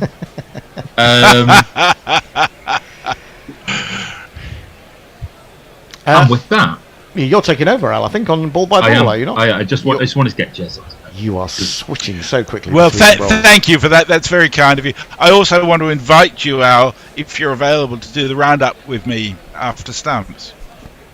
Say about half an hour. Yeah. 5 minutes after stumps, whatever that is. Let me just say the GPL is still open for the time being, although we are seeking clarification from the Bear as to how long we should keep it open for. I would imagine we usually go to the 6th wicket, don't we? Is it the 6th wicket? What are we down to now? We're down to 5 at the moment, aren't we? So, Have we got anyone who bet 280? I don't know about that. 46 quid to start with. Don't know if we've had any entries yet. But as I said, we are seeking clarification from on high. If we can get hold of him, if he's not... Yes, we actually have 6 entries. I don't know who they're from, but they range from 90 through to 263. Ooh, that's good. That's good. Well, get involved if you want it. I mean, as I say, it won't be open for much longer. Although Tony's coming in to tell me something. He has in his hand a piece of paper. Right, whichever comes first, the GPL is open until lunch or the next wicket. I'm betting on the next wicket, to be honest. I don't know about you. Still got an hour. I mean, notwithstanding Tony's admiration of him, I can't see KS Barat holding up for another 60 minutes, to be honest. I think he's been all right so far, Barat. I like the idea that Barat, if you say it quickly, it's going to sound like Virat. So Indian fans turning on for the first time will say, "Oh yeah, Virat's still going." Yeah. Oh no. Like, oh no, not KS Barat. Yes. Something like that. India are 1955, requiring another 249 runs to win. But really, this is all about Australia needing 5 wickets. Yeah, and I'd be quite happy for it to be over soon now. I mean, because kind of the sting has gone out of the game, hasn't it? Really, it's just a case of Australia finishing it. Yeah. You know, it's going to be hard work if India can last all day and force a draw, but I don't think they've got it in them, to be honest. So it's going to be Mitchell Stark who's going to bowl the next over. No wickets for 48 runs in his 8 overs so far. Yeah, maybe he's saving himself for England. Well, probably. Making him look like a bloody genius again. Bharat to face. He's on 14. The start comes around the wicket. That's gone horribly down the leg side. Great take. Way down the leg side by the keeper. As we see. There it is. There's the mace. Oh, the porn bot says mace is getting inserted here. Oh, steady. Inserted. Click here. Well, we do realise now that the World Test Championship is just going to nip across the Tasman Sea, isn't it? Doesn't it? Just nip across. Looks like a giant. Looks like a giant ballpoint pen. Surely they should let New Zealand hang on to it till the very end, rather than having it here. They should have made Kane Williamson travel thousands and thousands of miles to give it to them. Stark in again, and again that's kind of arrowed down the leg side. It's played towards long leg by Bharat. He'll take a single and he'll be on 15. Rahane will face. He's on 31. And he needs to be the limpet against. Any sort of counter-attack must be based. I don't really think we're going to see a counter-attack. I think they're just going to play and stay out there as long as they can, I suppose. I can't see them really going after this Australia attack. It's difficult to see where the weak spots are, really. In the Australia attack? They do bowl well as a unit, don't Yes, they do, absolutely. Yeah. Stark again from wide of the crease, defended right outside the off stump by Rahane. And I should say there is a a little bit of discussion about that on the latest Smaximum, which is the weekly news and views letter we put out, which you can get if you become a patron, patreon.com/Gorilla Cricket. Pledge a monthly amount to us and you get all the commentary that you're getting at the moment, but you also get the Smaximum on a weekly basis. You also get the Bishop and Bear podcast on a weekly basis, and then odds and sods, like exciting interviews that we might have this week, but I can't tell you any more at the moment. Oh my, that, ladies and gentlemen, is a tease as Stark is in. And that is a beautifully timed, nothing more than a push by Rahane. But what a spectacular drive down the ground, and that is the shot of the day so far. 4 runs.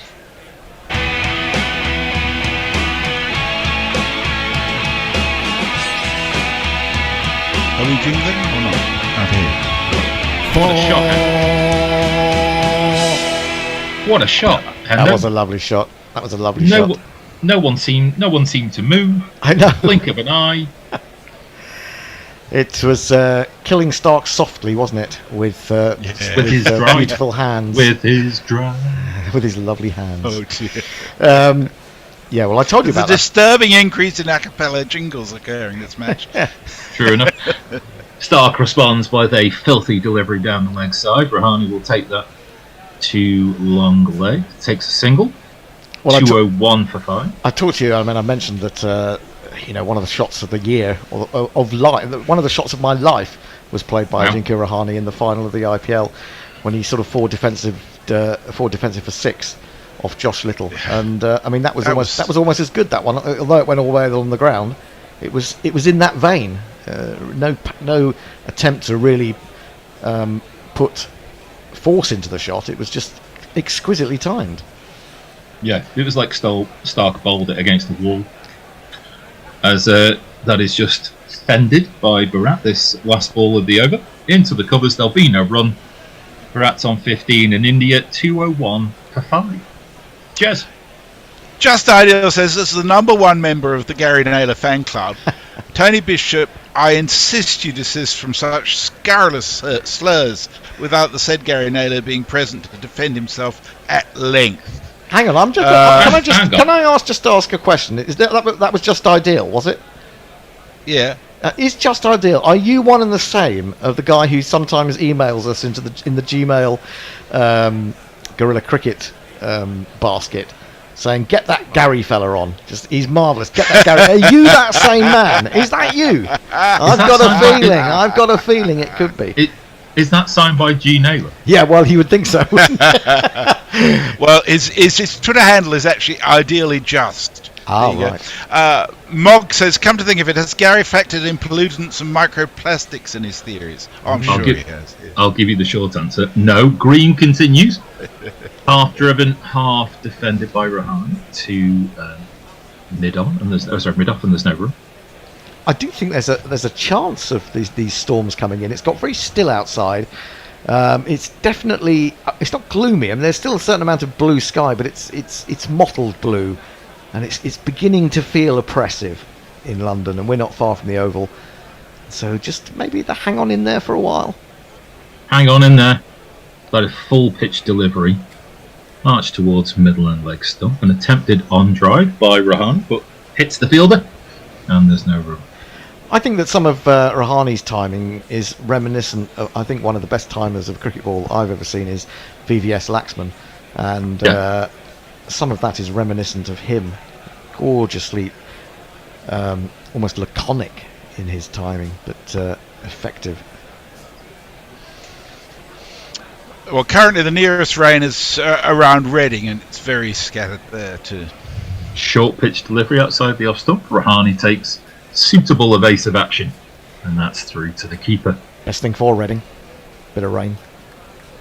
Mind you, with thunderstorms, sometimes they don't just come up as a front; they just appear out of the ether, I got the impression they were going to be sort of fairly random. You might get one, you might not. It just depends, and that is often true in London. I mean, probably true other places as well. But it can be where I am in London. It can be as dry as a bone, and it can be pissing it down a few yards away.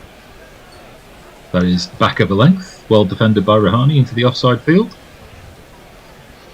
And I can tell you also that the rain sent by the French from Rouen is about halfway across the channel now. They come over here. They take our thunderstorms out of the equation. I was watching quite a lot of the Giro d'Italia a couple of weeks ago, and the rain in Italy was yes, God, it was awful. Oh, they had terrible floods, didn't they? It was really really sad. Green trundling in again, slightly back of a length towards leg stump. Rahani plays that just to the left of mid-on and is able to take a single. As we, the main bone of contention within the world feed, the TV feed, seems to be about the catch / no catch of Gill by Green. I think it's a magnificent piece of fielding, whichever way you look at it. It's interesting that because they've abandoned the soft sign from the umpire. Yeah. So that was really all about Hettleborough's intuition and judgment, wasn't it? Really. Yeah. Jeff Lohman had an excellent article in The Guardian about the practices in relation to that, which is worth reading. Short wide outside the off stump, left alone by Raki's on 15, Rahani's on 37, 202 for 5 is your total. Jez. Dave Wood says this is fizzing out like a discarded sparkler on Guy Fawkes night. Fear so. Jared Kumar says, yes, 3 top order batters for India did not do anything significant in this test. All are in the mid-30s and are perhaps reaching the fag end of their career. Rahani has been good, albeit with some... I think Rahani has looked beautiful, to be honest. Oh, yes, absolutely. And Kohli looked beautiful until he did that Warner-like flash to get himself out. I can think back to when Kohli was here and did really well in the England tour. Was that 2018? And you were, as an England fan, you were kind of terrified when he went to the wicket because you just felt there was no way to get him out. But you don't feel that about Kohli anymore. I don't think. He has definitely fallen away from his peak. But players have their peak, and then they do decline at a slower or quicker rate. I think Gill might be there in a couple of years. Stark in, and another beautifully timed drive down the ground. Rahani, what are you doing to Mitchell Stark? Sumptuous. One. Chef's kiss. And 2. And 3. And 4. Dear me. Oh, that might be better than the first one. It's just gorgeous. Gorgeous ender. It was gorgeous. I don't think it was quite as nice as the first one, because I think there was a little bit more oomph put into the shot. And it was a little bit fuller, maybe, as well. Yeah, it was more in the slot, wasn't Yeah. it? Stark in again. Not at this drivable length, but defended towards mid-wicket by Rahane. He's on 41 now. Yeah, no one's going on, though, are they, in this Indian side? That's the problem. Yeah. You know, Kohli got to 49. Rohit, I think, was on 43. You know, at that point, you say players are in, and these are, you know, top players as well, and they should be, as much as anything, going on. But we'll see whether Rahane can. The interesting thing about Kohli's dismissal for me was about his stride. His stride was forward towards Boland, whereas really it needed to be a bit more, instead of striding out at 12 o'clock, he needed to kind of stride up and out a little bit, and so he ended up playing the ball a mile away from his body, even though he got a good stride. Stark in, and that is an attempted drive by Rahane, but he can only hit the cover fielder. Again, that was beautifully timed, but as you say, he picked out the fielder. He did that a couple of times in the first innings. We were talking about it. He had a man at point and he had a man at mid-off. He had a big gap of about 30 metres, and he kept timing it exquisitely, but it was hitting it straight to the bloke at point. Couldn't get his timing. He got his timing right, but he couldn't get his placement right at times early in that innings. He's not quite able to play it absolutely square or backward of square. The fielder is just in front as that ball is defended just outside the off stump by Rahane. 206 for 5, 238 more runs to win. But really, as we've said a couple of times while we've been together, this is really about the Australians winkling out 5 more wickets. I'm just going to say, just to people, get on the GPL, because I'm thinking now, if we've had 6 entries, that will have taken the jackpot up to 49 quid. Yeah, so it'd be nice to get it over the 50 quid mark, wouldn't it? Okay, so, okay, Hendo, just for you. You're taking my hint, are you, Messi? I've got two tickets left, so okay. I'll put something in. Righto. Where are we? Let's go. Nice round figure. Stark in. Defended right in front of the stumps by Rahane, back to the bowler, and there'll be no run. And when I say nice round figure, I'm talking about the GPL, not you, Messi Jez. I'm devastated. I don't mind it being a nice round figure, and the pot is now 50 quid. Hornbot activated. Hornbot activated. Oh, still a ball to go in this over. I thought that was the end of the over. Yeah, 1 ball to go.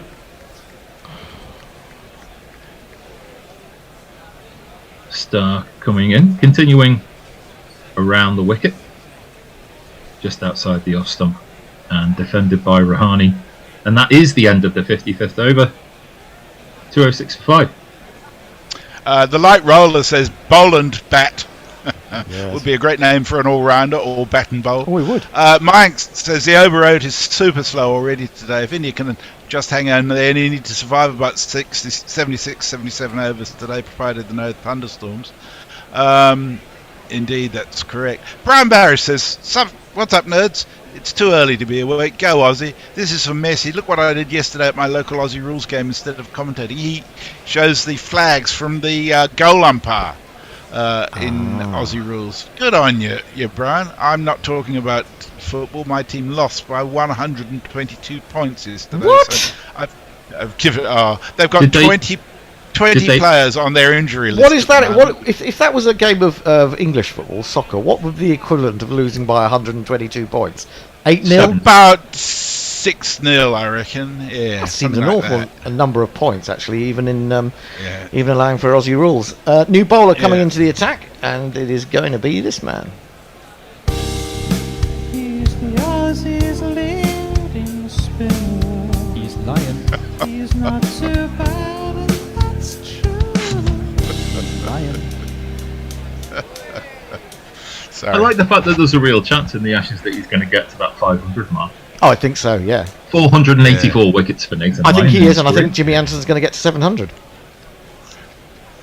And I think he's bowling better every year, to be honest. Certainly is. He's bowling around the wicket to Barat, who goes back in his crease and plays the ball back to the bowler. He's one of those spinners that you look at and you think he's always liable just to pick up a wicket for some reason. I mean, is it the dip? Is it the bounce that he gets? The top spin? It made all of these things and more, as that's pushed across Barrett stumps. He plays the ball defensively towards the covers. No run.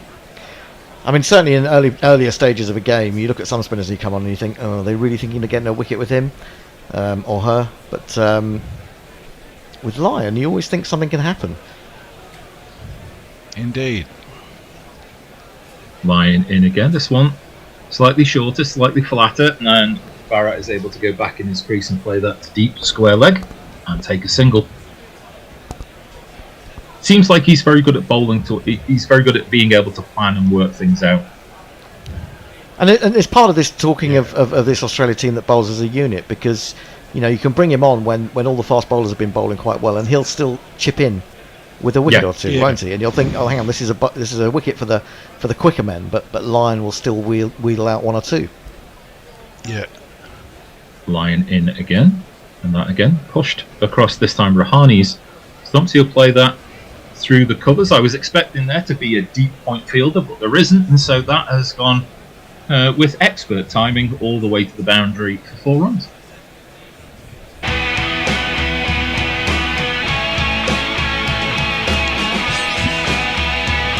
Yeah, I was just... Jingle still playing? Alert. How are you receiving the jingles in remote land? Not very well. Okay. Very little. Yeah. I'll put my hand up when it's finished for you, so that should help. God bless you. God bless me. I was just expecting there to be a cover fielder there in the deep, but alas, there was none. This one, again, slightly short, but maybe expecting that in Lyon's first over. A whip to mid-wicket, but there isn't a wicket there, and there's no run. So we keep getting 45 to Rahane. Sorry, Hendo. No, nothing important. I was just going to say we keep getting Indian batsmen into the 40s. Can one of them go on and get a half century? Well, for India's sake, we hope, as Rahane steps back in his crease and pushes a ball going across his body towards now a deep cover fielder, which is now in place after the stable door has been opened. He takes a single. He'll retain the strike. He's on 46. As we see more pictures from the gallery, Rahane's on 46 and India 2-1-2 for 5. I think that's a brilliant portrait being held up by a fan that he may have just put together of Harsha Bhogle, the TV commentator, isn't it? It's really good. Yeah, really good. Yeah. The Pornbot says the Guerrilla Cricket a cappella group would be called Catatonics. Could be true. That could be true. That's not very nice. I'm feeling day 5 doldrums. I'm feeling the effects of the previous few days. I'm beginning to sort of just. I'm eyeing a little snooze this afternoon. You do know that we've got a jam-packed 6 weeks. I do know that, which is even more reason for me to have a snooze this afternoon. Well, indeed. I do indeed know that. And I've got to work as well. I've got 2 days of work on Tuesday and Wednesday. Gee. Did they not know what you've got on? I don't think they do. Damn it. Starkin. Outside the off stump, Rahane, resolute in defence. Of course, you could save me from that fate by giving money to patreon.com so that we can pay ourselves a salary, and then I wouldn't have to do work elsewhere. So, it's all down to you. It's all your fault. If you don't give me money, or us money, I should say, me in particular, but if you don't give us money, I'm afraid my commentary will be, interrupted. Yes. I was going to say, Jez, would you have described that last statement as despotic or tyrannical? I think that's a slight overstatement. I mean, I am aware that Hender's a little nervous that Boris is going to be appointed as his new boss, as editor. And a swing outside the off stump, and it's gone through to the keeper, and Rahane can't get to his 50. Dear. Close the GPL. Close the Lock all GPL. The doors and windows. Because Rahane has had a flash at it, and unfortunately, it wasn't a glorious drive on this occasion. It's, I'm afraid to say, it's one of these. Now you're gone. Oh. And Ajinkya Rahane was just admonishing himself by bashing himself on the head with his gloved hand as he walked off. So he's a bit disappointed. And as you say, the GPL is closed. I can't see what numbers we got. What numbers have we got, Messi? Can you see the entries? I can see the numbers, but not the people. I can tell you they start at 90, 105, 132, 143, 153, 185, 242 and 263, which I think is going to be somewhat out of reach. And so far today, India have moved to 212 from their starting spot. 164, wasn't it? 164. So they've added 48. Is that right? So I think 90 is the most likely, isn't it? 90 is the. And that might be even optimistic. As at number 8 steps forward this man.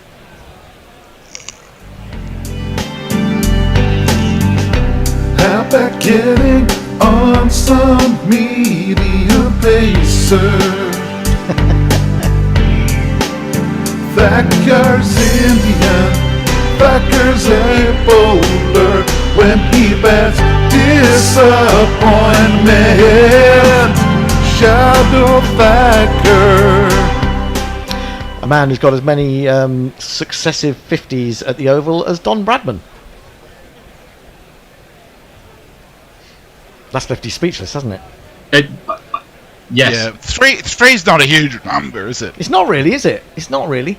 But It is if you're Tory.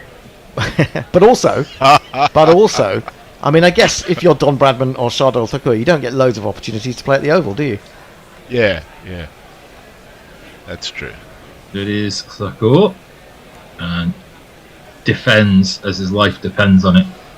A full pitch delivery, Yorker length from Stark back to the bowler. That was a bit of a sucker ball from Stark to Rahane. Yeah, it's just a bit back of a length, wasn't it?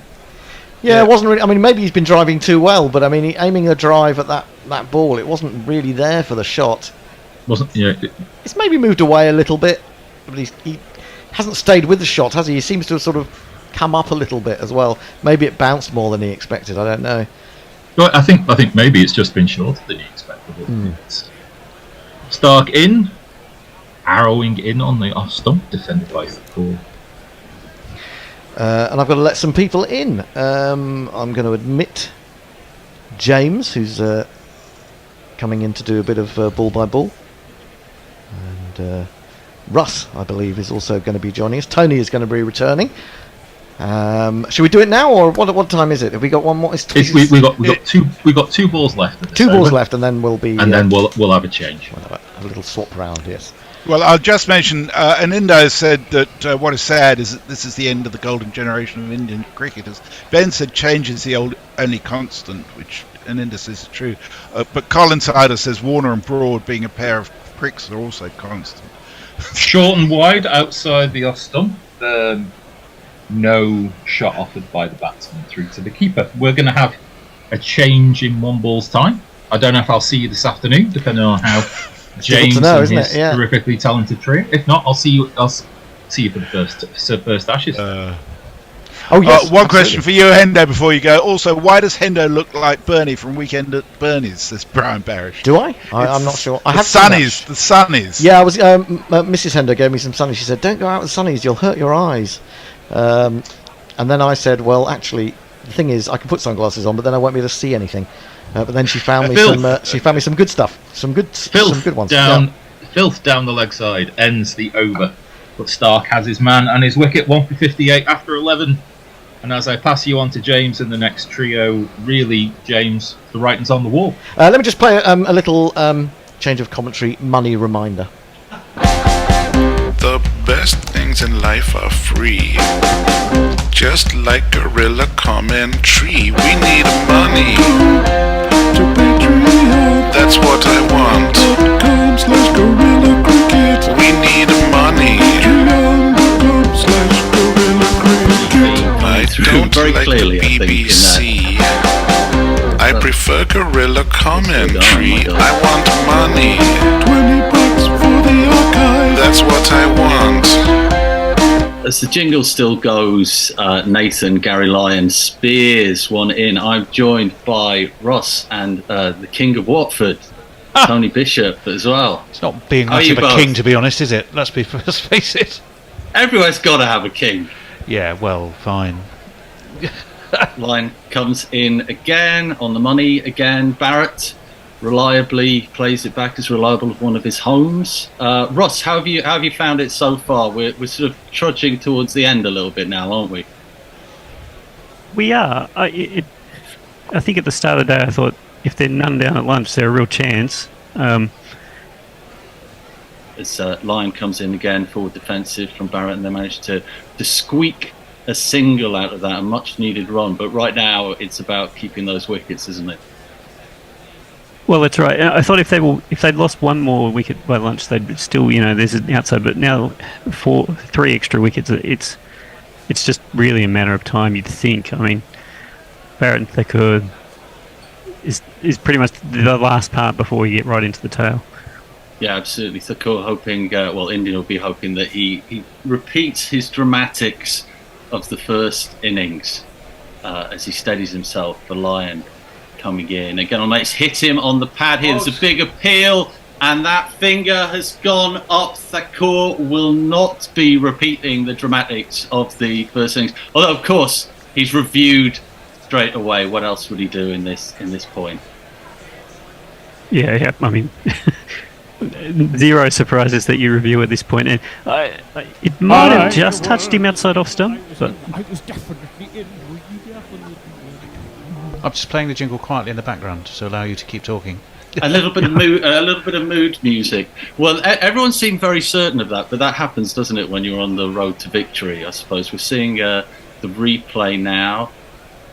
Oh, that looks pretty plumb. Pitched That outside off. looks as plumb as a pudding. Nipped back. It's very plumb. Beautiful ball too. Yeah, really beautiful ball. I mean, that first over when he came in was a little sketchy, wasn't it? But it's no surprise to find Lyon on the money as always. Yeah, well, I think we're all agreeing that this could be a goner. The Australians standing around as though it's a anything formality. High. Oh, that's it. He's gone. And we've got it. He's gone, hitting wickets. He is out. One of the heroes of the first innings is the villain of the second. 0 for 5. Yeah, five balls faced, 0 runs accrued. We see an Australian fan assaulting a child with an inflatable kangaroo. Welcome to the rest of the summer. That's not classy, is it? It's not. Do we think it was his own child? This is what I was trying to Hopefully determine. it was. I wasn't entirely sure if it was. He was certainly stretching over a number of people to get to him. As long as it wasn't an English supporter or an Indian supporter, I think we're all right. Is there a name for assaulting someone with a kangaroo? Is it like, do you ruse someone? You ruse someone. I haven't been rude for ages. But it's good to see. I think when it's your own team, it just classes as physical banter. But maybe we're into Philip Schofield territory there, so we should pull back immediately. Yeah, still quite early in the day to be physically assaulting people. Normally that's late in the day. I've had a few too many. Yeah, well, it's the adrenaline rush of impending victory as the next man walks towards the guillotine, Mr. Yadav.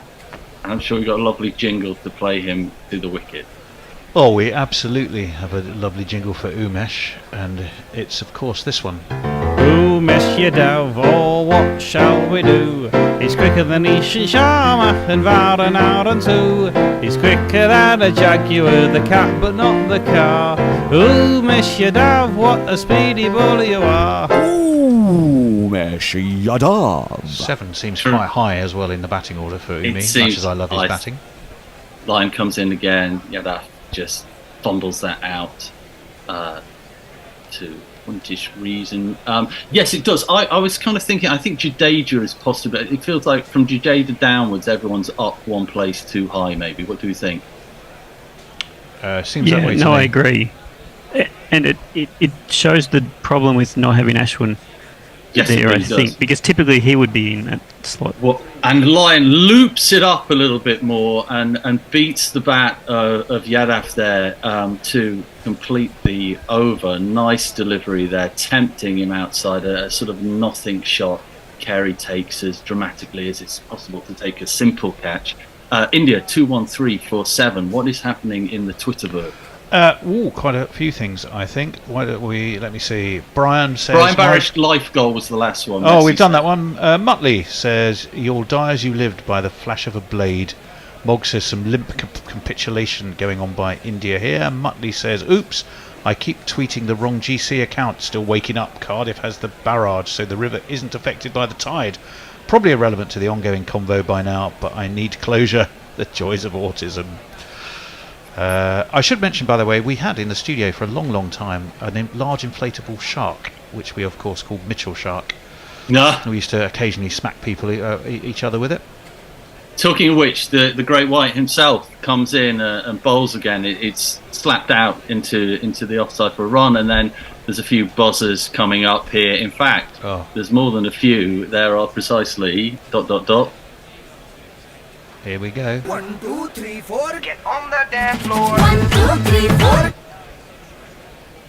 You know when you're winning a match where buzzers occur and it's a laughing matter. The Australian's taking all this very lightly at the moment, as you can when you're in the box seat. Sloppy though, Russ. You'd still be disappointed, wouldn't you, for just how sloppy the backing up was there? Well, I think the problem is they don't have anyone on leg side to back up. So yes, true. Yes, of course, it was an interesting signal when they took off. I was like, that might be a little close, but in the end they got there quite easily, and not the best choice of throw. Stark comes in again, pounding down towards Yadav, who flaps his bat outside the off stump, doesn't get anything on it, and all he produces just is an intake of breath, a sharp intake of breath from all the Australian fielders. India on 218 for 7, having started the day on 164 for 3. It has been tough going, and I think Australia, Ross, have been relentless, really. Yeah, no, they have. You kind of knew this was going to be one of those days that got to grind it a little bit, and they did the hard yards. Yeah, absolutely, and I think it's just a testament to the beautiful blend of this attack, isn't it? As Stark comes in again, wider of the crease this time, zeroes it in. Yadav tries to get something onto it and failed again. And it's Yadav would have Carey. Go on, Russ. He'd have more success getting something onto it if he wasn't standing a foot outside leg stump, I think. It's quite an interesting tactic, isn't it? It's sort of like, the wickets are yours.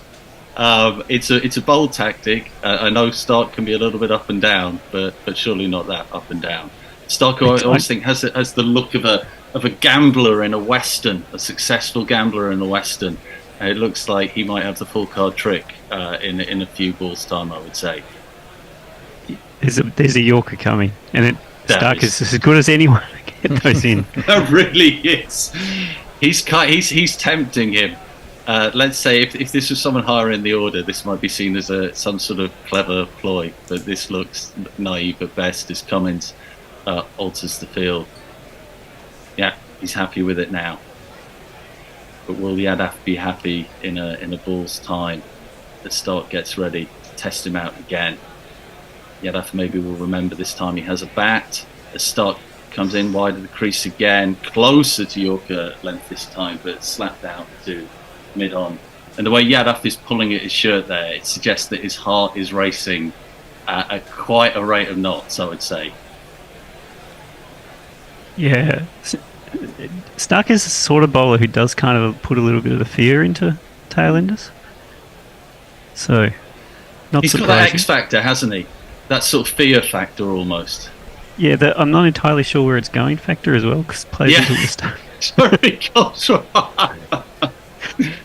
as Stark comes in again, the unpredictable Stark, the man who knows what he's doing, hopefully. It's wider this time and is left alone by Yadav, who walks even further towards the leg side. He's going to be on the boundary rope in a second if he carries on that. Stark not too happy with himself, touses his hair, in a stress management way. As we see Boland doing one of the great things that cricketers do of signing autographs in the middle of play.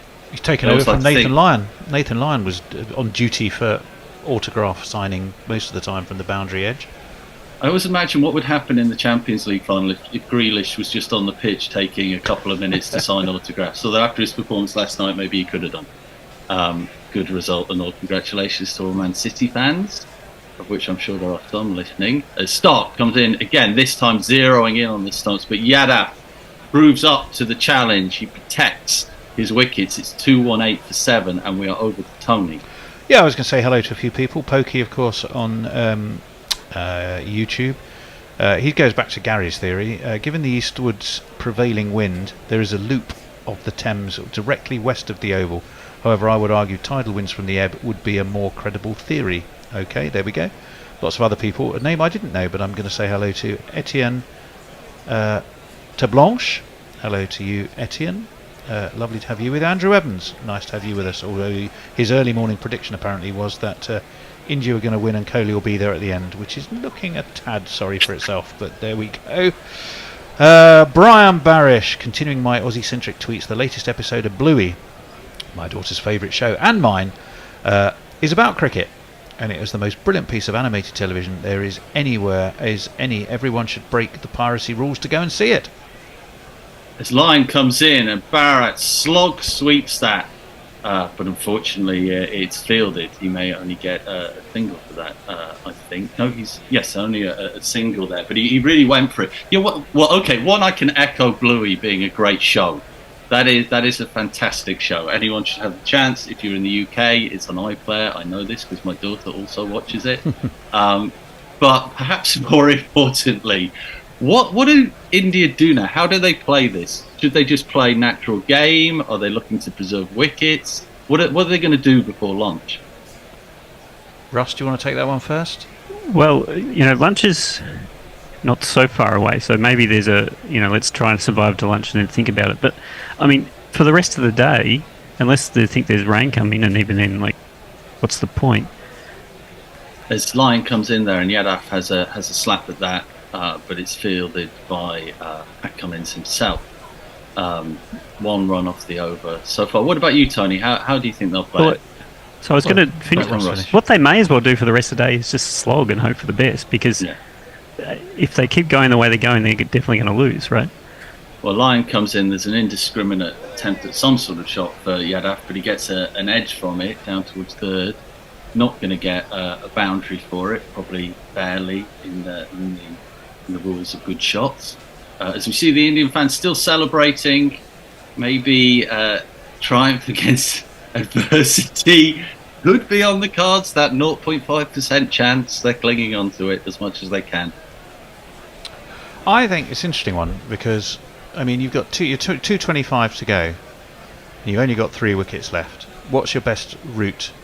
Is it to just try and keep grinding, and just hope that you can somehow get a draw?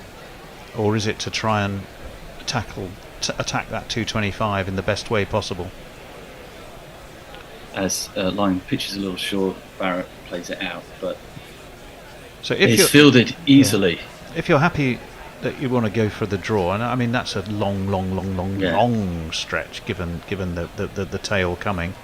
Then and Umi with the best intent in the world is no superstar with the bat. I'm with Russ. I think at the end of the day, if you're going to go down swinging.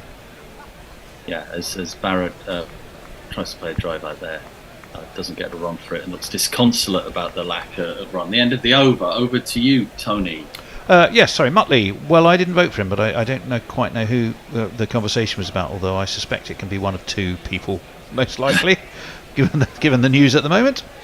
Messi Jez says 8.5 hours a day this test. Brian, it's a tough job, but someone has to do it. Oh, I think that's Brian's aspiration to retire and basically do what Messi does and commentate with us all the time. Connor Sousa, is Yadav taking his guard on another pitch? Fair question, Colin. Terry Fuckwit. Hello, Terry Fuckwit. It's been a while. It's a name I remember from the past, not just from Viz, but I remember you being a follower of ours. That was one of the most terrifying things about facing Tomo. the batsman knew that he didn't know where the ball was going himself. Had that slingshot action, didn't he, Russ Tomo? It was like a weird action, but scary as hell. Very much. Australia's had a succession of left armers who, Mitchell Johnson and then Stark, who similar, quite slingy, and of course, right arm and Tate as well, who, quick. Stark comes in again, zeroing in on the stumps, but yeah, that just packed out. And I suppose also with Tomo was one of those cricketers, maybe a bit like Johnson and Brett Lee, where the fear factor starts as soon as they start running. They have intimidating runs as well, don't they? The way they hurtle into the crease. Yeah, no, absolutely. And Lee was so athletic. You just you knew it was going to be quick. Yeah, incredible. They all averaged about 30 though, so it didn't necessarily make very effective. But what were their Ashes stats? That's there we go. Thing you'd always look at. Stark, a man who can be expensive himself, comes in wide of the wicket again. Now this one is short. It's evaded by Yedda, but Carey claims, is he trying to claim a catch there? Has it hit the bat? It looks like it might have done. That was a snorter of a bouncer there for Stark. I mean, he'd been setting him up so much by zeroing in on those stumps, and then I think he surprised him with the bouncer there. Gents, did you see? Did that hit the handle of the bat? Oh, I think we're about to see it here. He's half tracking down the pitch. Was that a waft off the face? Must have been just it grazed the face as it went through, I think. What did you see? That's the way I saw it, Russ. Yeah, it was a hell of a catch, because if he got anything on it, it would have flown over the top of Carey, but I think he's just clipped the top of the shoulder glove, looks, or the glove. Yeah, just glove. But yeah, as Russ was saying there, Carey threw himself upwards. It really was a fingertip take. Made it look very easy. But yeah, Yadav is the latest in the possession. Well, first of all, it's going to be one of these. Top edge, for fuck's sake. Oh, no, he's out. Excellent. Top edge, for fuck's sake. Oh, no, he's out. Excellent. Top edge, for fuck's sake. Oh, no, he's out. Excellent. The Bear remix wasn't really a top edge. It was a face that it grazed on the way through, we think. It's always worth playing that jingle, though. Yeah, it also means that I suspect, well, I'm pretty sure now, lunch will be delayed, assuming there are no wickets before, but 8 down, we can expect to continue, which means I have to go into some kind of rotor manipulation. I'll think about that as we go. This isn't something I hadn't accounted for. I suppose it was always going to happen at some point. Yeah, this is the godlike existence of Tony Bishop, moving us around like pawns on the chessboard. As flies to wanton boys. Right, so Shami is in now. Shami and the jingle that accompanies him. I was so excited with my Shakespearean reference, I forgot to have the jingles up. You may have to do it off the end of the next ball. That's okay. That's the trouble with Shakespeare. He does tend to get in the way of lots of things. Stark chuckling to himself now. 2 for 63. Gets ready for Shami. Hiding the ball at the start there, but now comes in number 56. Wide of the crease again. In on the stumps, just patted away by Shami there. Here he is. This is the thing with this tack, isn't it? Is that balance of the different bits of offering. And even though Hazelwood's not here, Boland seems ready-made for England, doesn't he? They are formidable. It was a terrific catch by Carey, by the way. Let's give him all due credit. He did really well there. Here's Mohammed Shami. He's coming down fast and moving it too. Tell me the answer. He may be a bowler, but he's often injured. Look out, Mohammed Shami. Well, what about that? Well, whilst he was being jingled, he proved that he was worthy of a mighty jingle by uppercutting it for one of these. 4 on the floor, and one more 4 than the 4 before. That's what 4s are for, to get funky on the dance floor. I think we were firmly, aren't we, in doesn't really matter territory when it comes for Australian bowlers here. That was a lovely shot, though. I mean, that was if this was a one-day international, you'd be applauding the audacity of that as he ramped it over. So, fantastic shot. Yeah, he gave him a bit of width and he just lifted over. As Stark comes in again. Yeah, this one now, it's down the leg side, and Carey dives like Edison saving it there. Yes, I wonder slightly cynically if that shot was very much in the "we've lost the match, we can just do anything" camp. It kind of like the freeing of responsibility that happens there. But a beauty nonetheless. Great take from Kerry again. His work's been pretty decent this test, Rust, wouldn't you say, Alex Carey? No, it has been, particularly compared to his counterpart Barrett, who really struggled a few times. He has, and runs, I think, will also help his confidence. I mean, I hate to mention the A word, but as the start comes in, again, it's in on the stumps this time. It's a flashy drive, and it was heading to the same place that his uppercut did, but unfortunately for him this time, it wasn't a fall. As the over ends, it's 2-2-4 for 8, and over to Tony in the Twitterverse. Absolutely. I might just point out, by the way, if Al and Anindo are listening, KS Barat is still there. Still there, boys, while others have fallen. Mog says, given the inability to win jack shit, can we take the choker label off South Africa and give it to India? Ooh, that's harsh. Terry Fuckwit says, what should India do? How about just declare? Muttley says, it was a Monty Python reference towards the king, but I now don't remember what was. But hang on. Let's have a look, see if YouTube has got anything more going. No. There's still plenty of general chit-chat, but nothing new particularly. And how do we feel that this is setting the Aussies up for the Ashes? I think they'll be very pleased for the workout. Yeah, and obviously have the confidence that things are going pretty well. Talking of kings, the king of spin is in there, Lion. On the spot, as always, 89 kilometers per hour. We see in the crowd an ultra optimistic T-shirt being brandished saying nothing is impossible. I think I might have discovered one thing that is impossible, but don't tell that to an Indian fan. Lion gets ready again, muscles his way as a spinner in there. It's a flashy drive, and there's a stumping attempt there. The umpire is predictably sending it to the TV umpire. What do we think? That looked like he was okay? The Australians don't seem to think it's out. Carey's kind of giving a kind of a shrug of the shoulders. So my guess is he didn't think he had him. I think he did. You think he did? No, I think he did keep his foot down. Yes. Okay. Sorry. I thought you meant that. Yeah. And I think therefore he's safe. Yes, it feels like the Australians are pandering to Carey a little bit there, like an elderly relative at a Sunday dinner. He did dance he did move. forward. He did, but he moved. I think he got it back. It's KS after all. He's not going to make a basic mistake like that. He's no Pat Cummins when it comes to a line, that's for sure. No, that's true.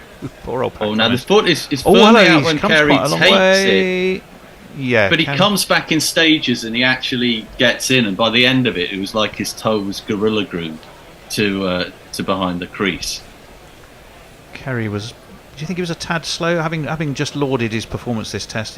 Was he a little bit slow off the mark there, Russ? He pulled it back a fair way before he took the bails off. But I think the Barrett knew that he was beaten and started to drag his foot back before quite quickly.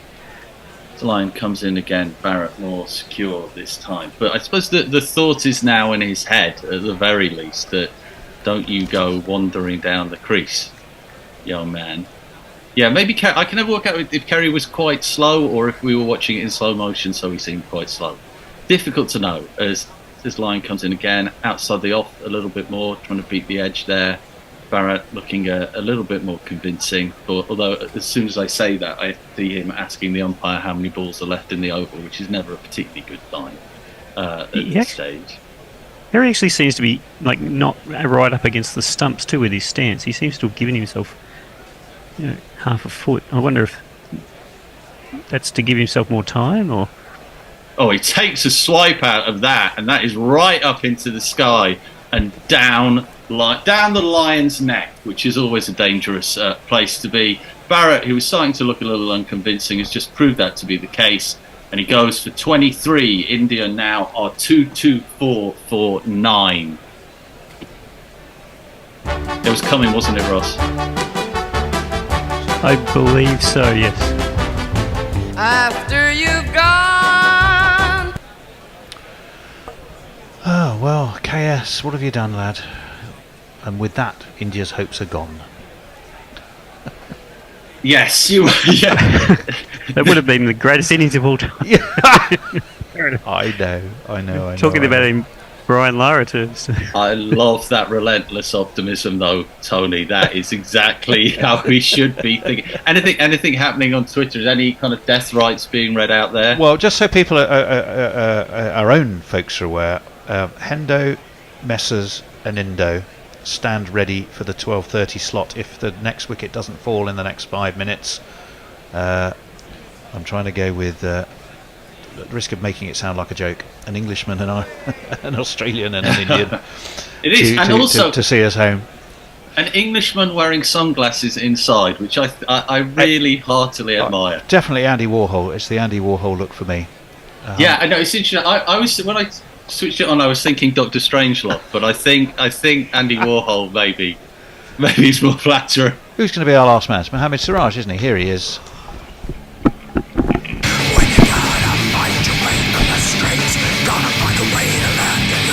There's only one man who could save us now. It's Mohammed Siraj. Yeah, I'll do that. You've got Messi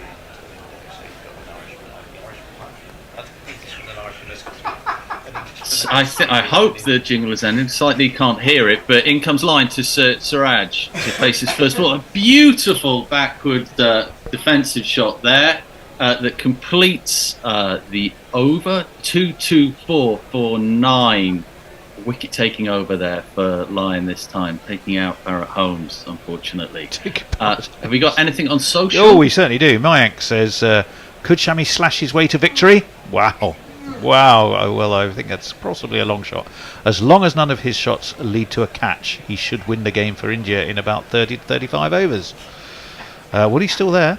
Warren, thanks peeps. See you at the first Ashes test. Oh, Warren's already called it and gone. Wow. He has no faith in this last pair to... I think he saw KS Barat go and he thought, well, that's it then. Mog, I will note that I was on the Australian bandwagon since before the first ball. Mick Black says, very slim pool to choose from, but I don't know what it was referring to. Oh, we're going back to yesterday and the 4 greatest bowlers that the crowd had to choose when it was McGrath, Cummins, Kapil Dev and Mohammed Shami, quick bowlers, but then we realised it was Australia and India and carefully constructed to be more modern generation. But yes, it wasn't. Quite a few filters it wasn't a great on that. one. Yes. On that boat as Stark comes in again seeking to finish it, but that is a rather gorgeous back foot drive there down the ground by Shami for one of these.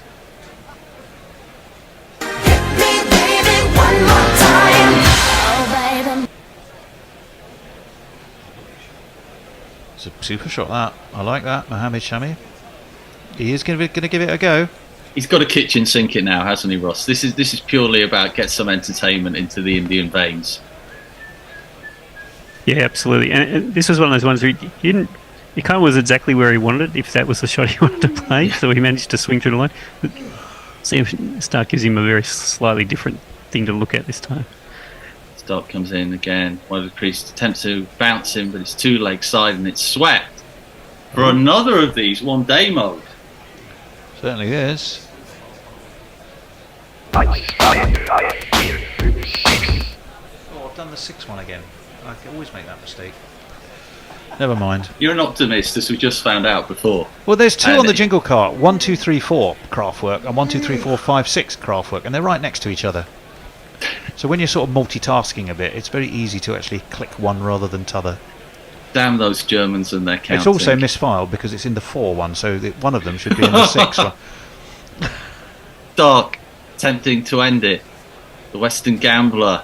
It's swept now. He's got claiming a catch there, and it is given. Carey again diving around like Tom Daly today. It was down the leg side, maybe not the greatest ball, but it's caught. It's being reviewed, I presume, at the moment. He's not going to go knit a jumper, is he? As soon as the game's finished.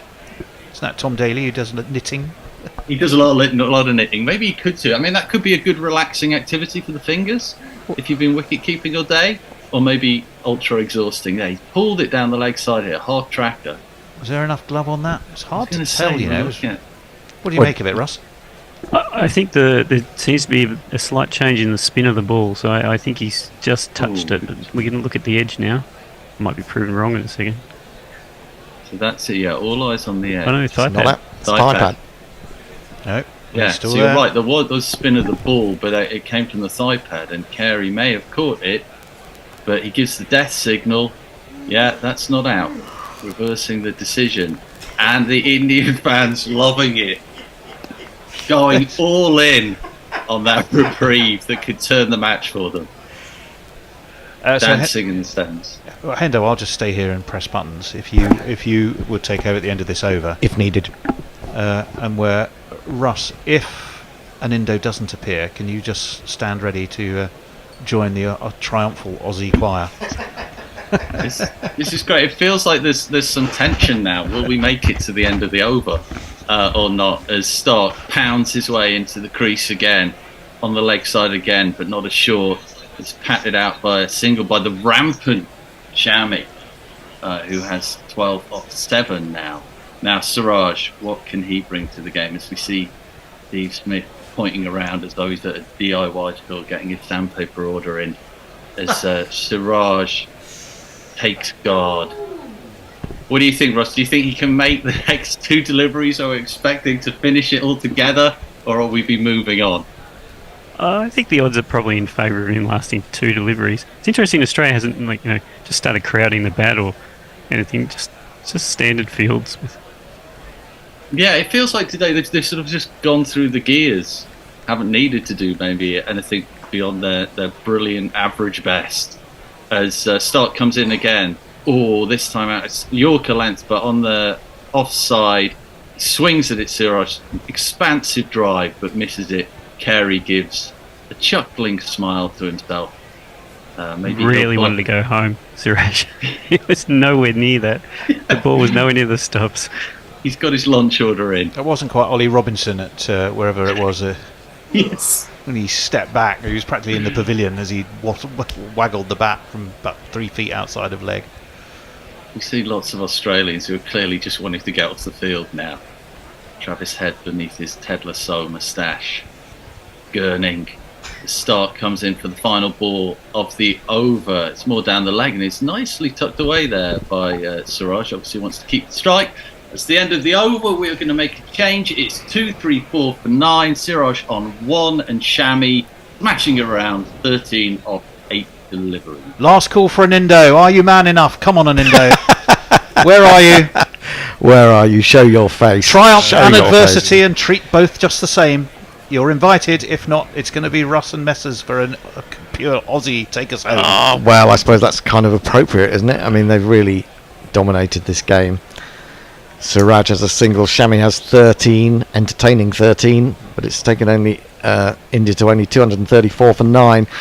They've only added 70 runs today. The GPL, the lowest GPL score was 90, so I don't think we're going to have a winner unless we get some more interesting and inventive strokes played by these two. Nathan Lyon starts, bowls to Mohammad Siraj, who suggests that he wants to be out there for a long time as he presses forward in perfect forward defensive mode and plays that on the offside. There is no run, and Lyon, as we said, he's sneaked in there and he's picked up a 3-for. He might even get a 4-for. 3 for 41 at the moment. He's into his 16th over. 2 slips, forward short leg. He's in, bowls to Siraj, and again perfect forward defensive. Siraj is just playing, I think, at the moment, and any moment now there is going to be an enormous slog which will might land in some grateful hands and give the mace to the Aussies. Lyon turns again, skips in, bowls. There it is, the reverse sweep. It's a cracking reverse sweep. It's gone straight into the hands of the man. A backward point in the air. There was something coming from Siraj. It wasn't quite as dynamic as we expected. It was slightly unorthodox, and he has been caught. And Australia have won the World Test Championship. They become the second team to hold that title. It's nipped across the Tasman Sea from New Zealand, and Australia have won with some power, I'd have to say. They've beaten India by 209 runs. Disappointing morning for India. Don't think we felt that they would fall away quite so quickly, but once they got rid of Kohli and Jadeja in that over from Boland, it was always downhill, and we were expecting the worst for India. Congratulations to Australia, who will go into the Ashes with, I guess, a buoyancy really now. They've performed well against a good team on a times tricky wicket, but otherwise getting value for their shots. Great test match for Travis Head. Russ, tell us, in the absence of Anindo, tell us how you feel about that. Well, I'm never that patriotic, but it was a very fantastic performance by Australia. Obviously, Head and Smith's partnership, clearly the difference. 285 run partnership when you win by 210. That was the turning point really of the game. That from then on, it was just a matter of time how Australia would manage to work their way through the Indian lineup twice and set the target, and they did so predictably, but relentlessly. Absolutely, and that's the thing about this Australian team. They are kind of relentless. That's what makes me worried. This attack has always got something to come. There's always something in reserve, it seems to me. If one person is not quite firing, they can go to another expert bowler. They've got some real they've got pace, they've got swing, they've got class, they've got spin, they've got variation, and I think that's going to make it a very difficult Ashes series for England. Messi Jez, have we got any final triumphant or sad tweets from Indian supporters? What's it looking like on the Twitter sphere? Well, there's a few tweets. I'm not entirely sure where it got up to, but Wonk says, well done, chaps. Another award-worthy performance in face of a shite attempt by the pretenders to the cricket throne. Brian Barry says, and with that, all 10 teams are undefeated again. Oh yes, we start again. We start a new Test Championship cycle, don't we? Yeah, and Mug says, also, shouldn't the Australians have just left the field before the umpire even gave the initial decision? A bit like they did the other day. Muttley says, thanks for the coverage, primates. See you for the Ashes, love and sausages. Look forward to it, Muttley. And it's this Friday, so we haven't got long to wait. We haven't. And the Light Roller says, thank you, folks. Bring on the Ashes. It's going to be fantastic. And if this weather holds, and the weather forecast for Friday is good at this stage, I'm pleased to say, and for Saturday, things look good. So yeah, that's about it on Twitter. I'm not sure if there's any more on YouTube. It's more stuff about tidal wings. And Bilal Ahmed says, shame for India. It is a bit of a shame for India, and one of the things that strikes me about this whole series is how sad it is it's just a one-match thing for the final, because it just had the feeling that the Indian batters in particular weren't really attuned to Test cricket yet after the mayhem of the IPL. So you're basically asking for a World Series of 7 matches. Yeah, something like that. Three'll do. Three'll do. Yeah, I don't think that's going to find room in the schedule, is it? Well, I've always said that we should try and play a World Test Championship over September, October, because then you can play it almost anywhere in the world and play 2 matches in each of the finalists, and I think that would be sufficient, and then a 5th if it's still tied. But yeah, for me, they're the best you could do for that kind of competition. I was just going to say Lyon did finish with 4 for 41. He's ended up with the best figures of anyone out there. Boland, though, got the ball rolling this morning and ended up with 346. Even if Josh Hazlewood is fit, surely he's going to play. Russ, what's your view on that? He's going to play at Edgbaston, isn't he? It's a very hard decision to make. I think Boland was really good, and I think he offers something a little bit different to Hazlewood. The person who was probably the least effective was Stark, who went for runs. Yes. He only took a few wickets. Stark and Lyon are always good at sweeping up the tail, though, aren't they? I mean, and also, Stark gives you that variety, doesn't he? And on his day, and if he gets into the groove, he can be devastating. And footmarks for Lyon as well. Absolutely, that's something to think about as well, isn't it? All the that's a coincidence. Crafty backstories, as it were. Absolutely. I do feel a bit sorry for India. I've got the feeling, in a sense, that when they've come into both these World Test Championship finals, they've not really been ready for it. you could say the same about Australia. I mean, a lot of the Australians, well, maybe not so many of the Australians this year, have played in the IPL. If any of them, did any of them play in the IPL in this team? Yeah, Green did, and yeah, of course it did. Green Warner. did. Yeah, Green and Warner, of course. So yeah, you know, they just seemed. I suppose because they know they're starting out on a series as well, the Ashes to come, that they've got to sort of, you know, they're into their mentally, they're into thinking about Test cricket. You just felt as if India weren't quite mentally there, even if they were physically. I'm just curious if anyone knows off the top of their heads, when do India next play international cricket, and who do they play, and what format of international cricket do they play? When do they next play any Test matches, for example? I think that'd be quite interesting to find out. I don't know that off the top of my head. FTP. Yeah. Someone out there on the Twitter sphere will tell us, please. I can Don't you worry about. Don't you worry. Minutes. Let's let someone on the Twitter sphere. There's bound to be someone out there who can actually inform us about there. So let's switch from today. Travis Head, I think, has been named man of the match, and that's not altogether surprising. He came in and batted beautifully on the first day, and he knows how to turn hundreds into big hundreds. That said, we saw a little bit of weakness against the short ball, something that England may look at exploiting. Let's look ahead to that on Friday. It's barely a week, not even a week away. The Ashes, Russ, this is the real thing, isn't it? This is the real heat of the summer. Well, it's the bulk of the summer. It is the bulk of the summer, and it's a very short summer. Hard to tell whether Australia would have, if you offered them only one of the two, which one they'd have chosen. But certainly, this is what a lot of planning is done around, and I think Australia will be really pleased that out of this game, almost everybody's contributed. You know, the only one that maybe you'd say is Khawaja. Yes. Maybe it's a question mark over Warner and Stark, but every other player has done something in this game. They look like they were ready. So, how do you see it developing? Should Warner and Khawaja fail in the first couple of tests?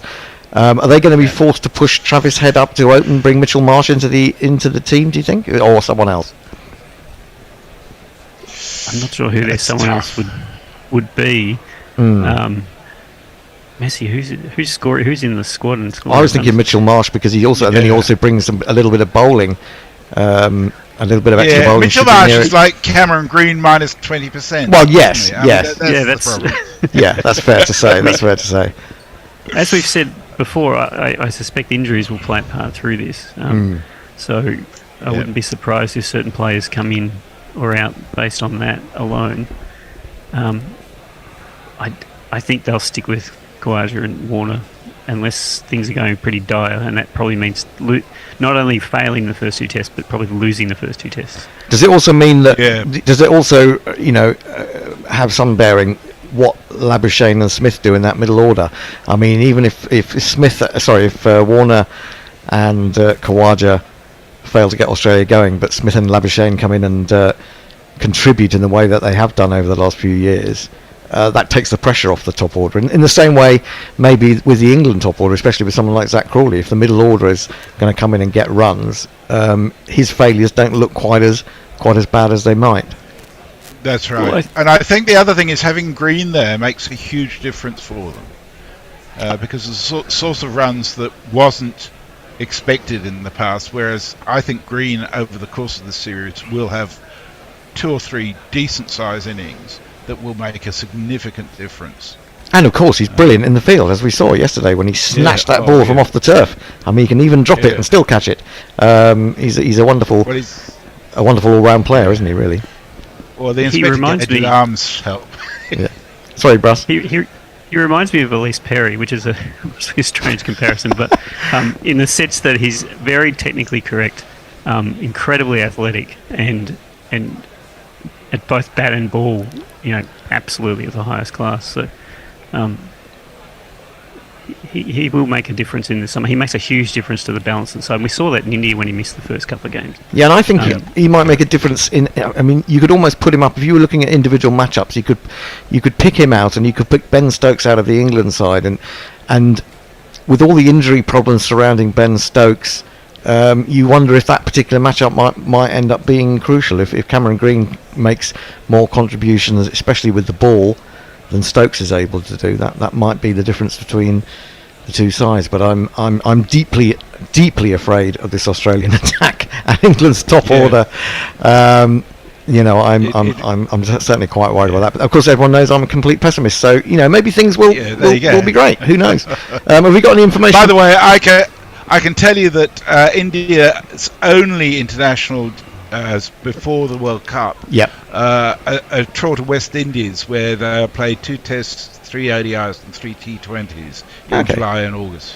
Oh, okay. So they've got a month, 6 weeks off. That would, I mean, I think that will do them the world of good because they've been playing a lot of cricket of late, of one format or another. Yep. Well, that's about it. I think we should say our goodbyes and inform you that we will be back at, well, it'll be 10 to 11. You know, thankfully for the Ashes, we're going back to an 11 o'clock start instead of this ridiculous 10:30, which means I'm robbed of the most important half an hour of my rest cycle.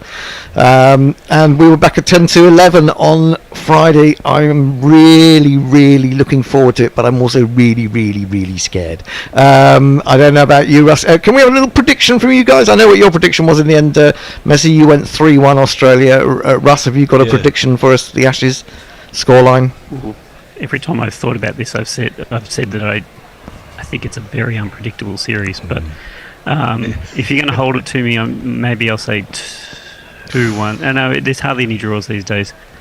I think Messi might be right. Let's say 3-1 Australia. Maybe 3-2. Let's say that. 3-2, yeah, it makes it sound better from England points. But and I made a point in the piece I wrote to Maximum that actually I think you know that Ben Stokes has promised that whatever happens this summer, people will be entertained. And if we're entertained and each game goes to, you know, the 5th day and it's tight, I think we'll all be happy, even if Australia sneak it from an England perspective. I say that from my point of view. I'm sure that's not true of all England fans, but all we hope for really is a fantastic series. That's which does more to make Test cricket a more popular format. That's the thing that I would say.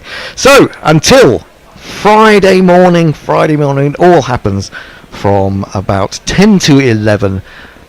We will be back then with the Ashes. It's going to be Guerrilla Cricket featuring White Line Wireless. You'll hear it all. You'll hear English accents. You'll hear Australian accents. You'll probably hear a few Indian accents as well. But it will be lots and lots of fun, and let's hope it all goes down to 5 days, because that means we're on air for all 5 days. Thanks to you guys in Australia for contributing today. Thanks for Russ. Well, not just today, but over the last few days, to Russ, to Kat, to Dan, to the Work Experience Boy. The Work Experience Boy who was in yesterday. Have I missed anyone out of that? Have I missed anyone out? I don't think so. Yes, the guy in Sydney. The guy in Sydney. Who is the guy in Sydney? Who is he? The Indian. The Arctic, yes. Arctic, okay. All right, okay, that's brilliant. So we will be joined, especially in the first 2 sessions, by the White Line Wireless guys before they get a little bit sleepy and have to go and have a lie down because they're really weak Australians. Unlike us, we go through the night. So until then, it's goodbye from Russ. Say goodbye, Russ. Yeah. Say goodbye, Messi. Bye-bye. Thanks to Tony Bishop. Who else has been here with me this morning? Nobody, but apart from Al Hodge and James Hillhouse in remote stations. So until and an Indo, of course, who wasn't brave enough to come and face up to the music at the end. We'll remind you of that for a very long time. But so until Friday morning, thanks for being with us. Please patron us if you can, or buy some merchandise. There'll be some lovely Ashes merchandise going out this week. Keep an eye on the website and Twitter. But until Friday morning, it's goodbye from all of us at Guerrilla Cricket. Bye-bye. Guerrilla Cricket. Whoa. Guerrilla Cricket. Whoa. Guerrilla. Take guard, man the barricades, patrol the cover boundary. At last the time is come, this is a cricketing emergency. Hear this call to arms for every cricket revolutionary. Take up your bats and stumps for the test match insurgency. At first they tried to silence us, but we would not be silenced.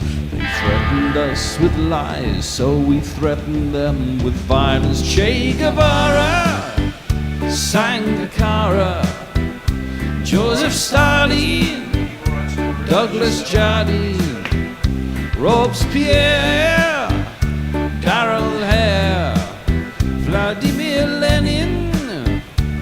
O'Brien, Kevin, Guerrilla Crickets. It's not about the winning.